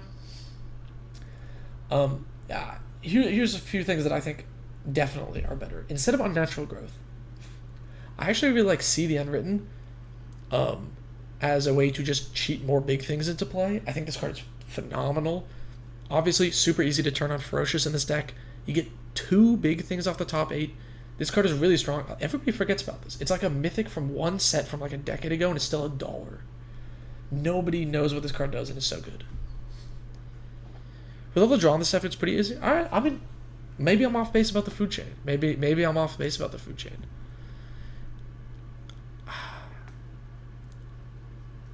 Do you not just have the mana to cast the stuff? Am I crazy? Why doesn't this green stompy deck have more Cultivate ramp style stuff? I don't know. I don't think it needs that many Cultivate ramp style stuff. I think this deck tries to curve out more. I mean, Joseph is in chat here. Let me know if... I think you're just trying to curve out, right? You don't care too much about, like, Cultivate and stuff like that, and rampant growth. Last edition, by the way, is Invasion of Ikoria. Oh my god, this card is like nuts. It's a battle. It lets you tutor something on the front half, and then the back half is an 8/8 with reach, and it gives non-humans the ability to assign damage as though they weren't blocked. It's super trample. Invasion of Ikoria is like a crazy card. I'm kind of surprised that it wasn't in the deck, to be honest. Yes, correct. Yeah, he's just trying to curve out. I don't think he's trying to like turbo ramp. I think you're literally trying to go like 2-drop Dork into Yeva on 3, into Flash in Elvish Piper, into cheat in something big the next turn, right? Boom, boom, boom. I don't think we're trying to like ramp out, which is why I think See the Unwritten is so good in this deck. We're just trying to like cheat with Elvish Pipers and what was it? Smuggler's Surprise. I think See the Unwritten is like a shoe-in. Leyline Surge? Maybe. Play ramp that gets benefit from creatures of the power 4 or greater. Yeah. Yeah, exactly. You have the ramp that gets buffed from things. Where the hell is it? It's like a speaker or something. Somewhere in here. I can't find it. You have the ferocious one. Yeah, and Karametra's Acolyte is another big ramp thing. Is black common in your meta? Yeah, Compost is kind of funny. But you have to be like in a like really black heavy meta, and I know this patron plays on spell table, so it's not like a defined meta. Just didn't have a question for me on your Cassandra deck. You think the Red Reaper would be good? I don't know what that card is. Red Reaper. Oop. Damn it. This? Cowards can't block warriors. Whenever one or more warriors you control attacks the player. If you find yourself in a situation where you're struggling to get in damage, yes, this is good. I don't think that's going to be the case for your deck, so I'd probably skip it. That's my initial thought. Yeva deck overall, I think, is pretty sweet. It's not... I like that it's mono green stompy and not turbo ramp, which actually makes it different. So you are just trying to like curve out. I really think maybe I'm off about Pure's Whim and Druid of Purification. Maybe that's correct. And if the food chain is consistent, you got me there. I just really think that See the Unwritten, Pure's Whim, and Invasion of Ikoria are slam dunks in this deck, and will work a lot more consistently. I think Unnatural Growth and Food Chain are a bit win more in that situation, and I think See the Unwritten, you just need your commander in play, and then you're off to the races. See you later, Darth Megan. Thank you for tuning in. Turn 1 ramp with the Ents is gonna be pretty good. Yeah. Finally tune in. Have a question. Oh yeah. All right, I've caught up on chat. Let's go back. Hopefully, Joseph, you found. Yeah. Give those a try. I really think See the Unwritten is like super underrated. I think you're gonna find this card to be surprisingly powerful. The trick with the deck is playing on the stack, so I just want to curve out. Yeah, exactly. Invasion of Ikoria in your Yarok deck for bait. Invasion of Ikoria is a crazy card. When you flip it, the damage is obscene. Like, absolutely obscene. And it's a tutor on the front half. Like, it's so good. Alright, last one. Guru, hopefully you haven't fallen asleep yet. I'm super curious what I'm missing here. So this is a Zask deck. What about Taunt from the Rampart? I don't think you need Taunt from the Rampart either. I don't think you have... Do you have problems, like, getting past blockers? I feel like your deck should just trample over them, no? Okay, Zask is a cool commander. Whenever an insect you control dies, it goes to the bottom of your deck. You can play lands and insects from your graveyard. Great. Love it. You can also give an insect Death Touch. Yeah, exactly. Assuming the same thing, right? If you have troubles getting past blockers, Taunt is good. If not, skip it. Okay, All right, Guru. Here are my cuts. Let me say them, and we can talk about which you totally disagree. Dark Blast. I know it has Dredge 3, but it only gives a creature -1/-1. I felt like that's too low impact. No. I like the Dredge in this deck, but it's like, how often do you want a Dark Blast every turn? That seems like a waste of mana. Dryad's Revival also. Return target card from your graveyard to your hand. So it's like a 3-mana Ewit with flashback.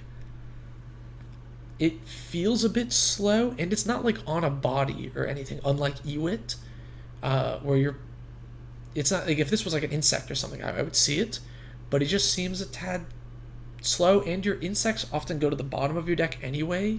You don't want to return them with Dryad's Revival. And then lastly, Nameless Inversion. Target creature gets +3/-3, loses all creature types until end of turn. Oh, I see. My bad.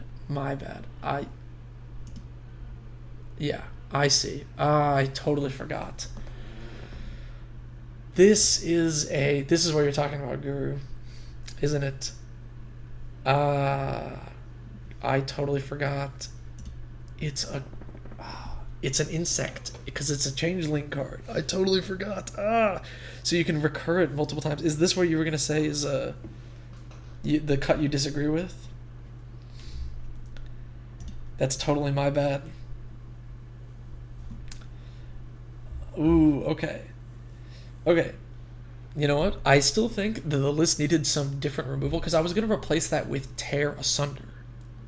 I like to hold up mana, defensively give Death Touch. Yeah. No, you're right. I forgot that this is a changeling. Yes, that's totally my bad. Oh my goodness, I totally missed that. Here's a different change. So I was thinking about having some some more flexible removal. So I was thinking of swapping Return to Nature with Tear Asunder.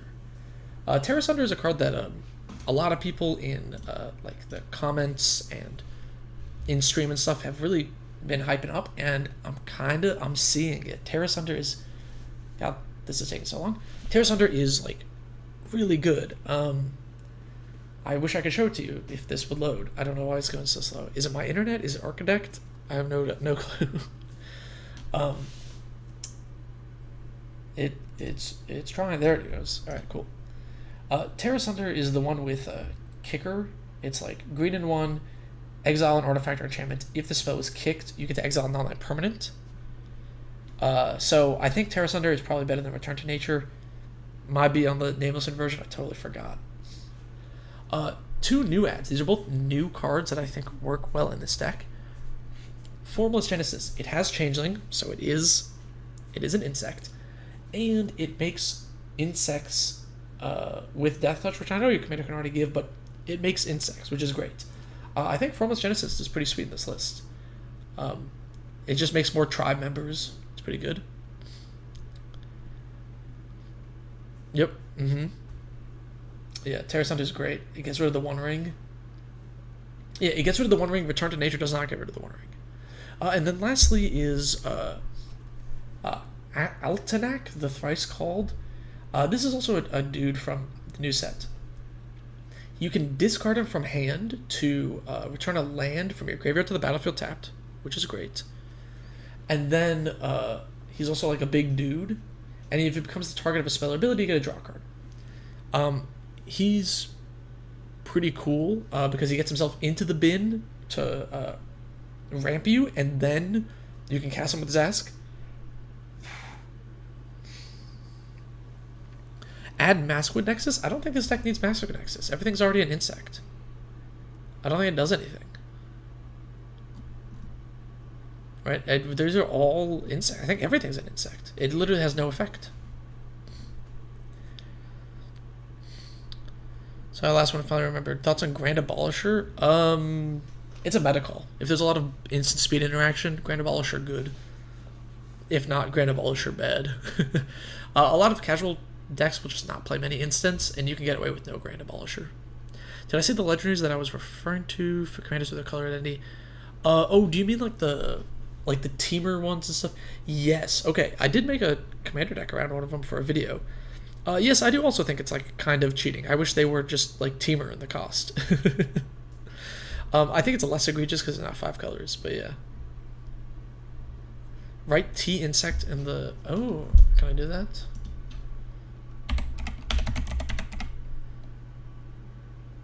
Oh, I missed the... Yeah, I missed this. But yeah, sorry, Guru. You already thinking of Formless Genesis? Yes, Formless Genesis is, I think, is really good in this list.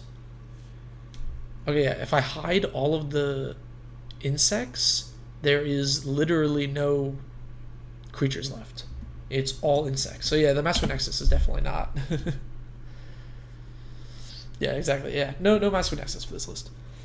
But yeah, Guru, I think Dark Glass is too low impact. I know the mill is cute. Drive's Revival seems slow. Return to Nature, I think, worse than this.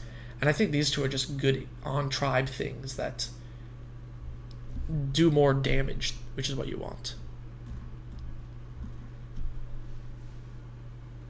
You know, because due to the lore reasons. Oh, I see. That's interesting.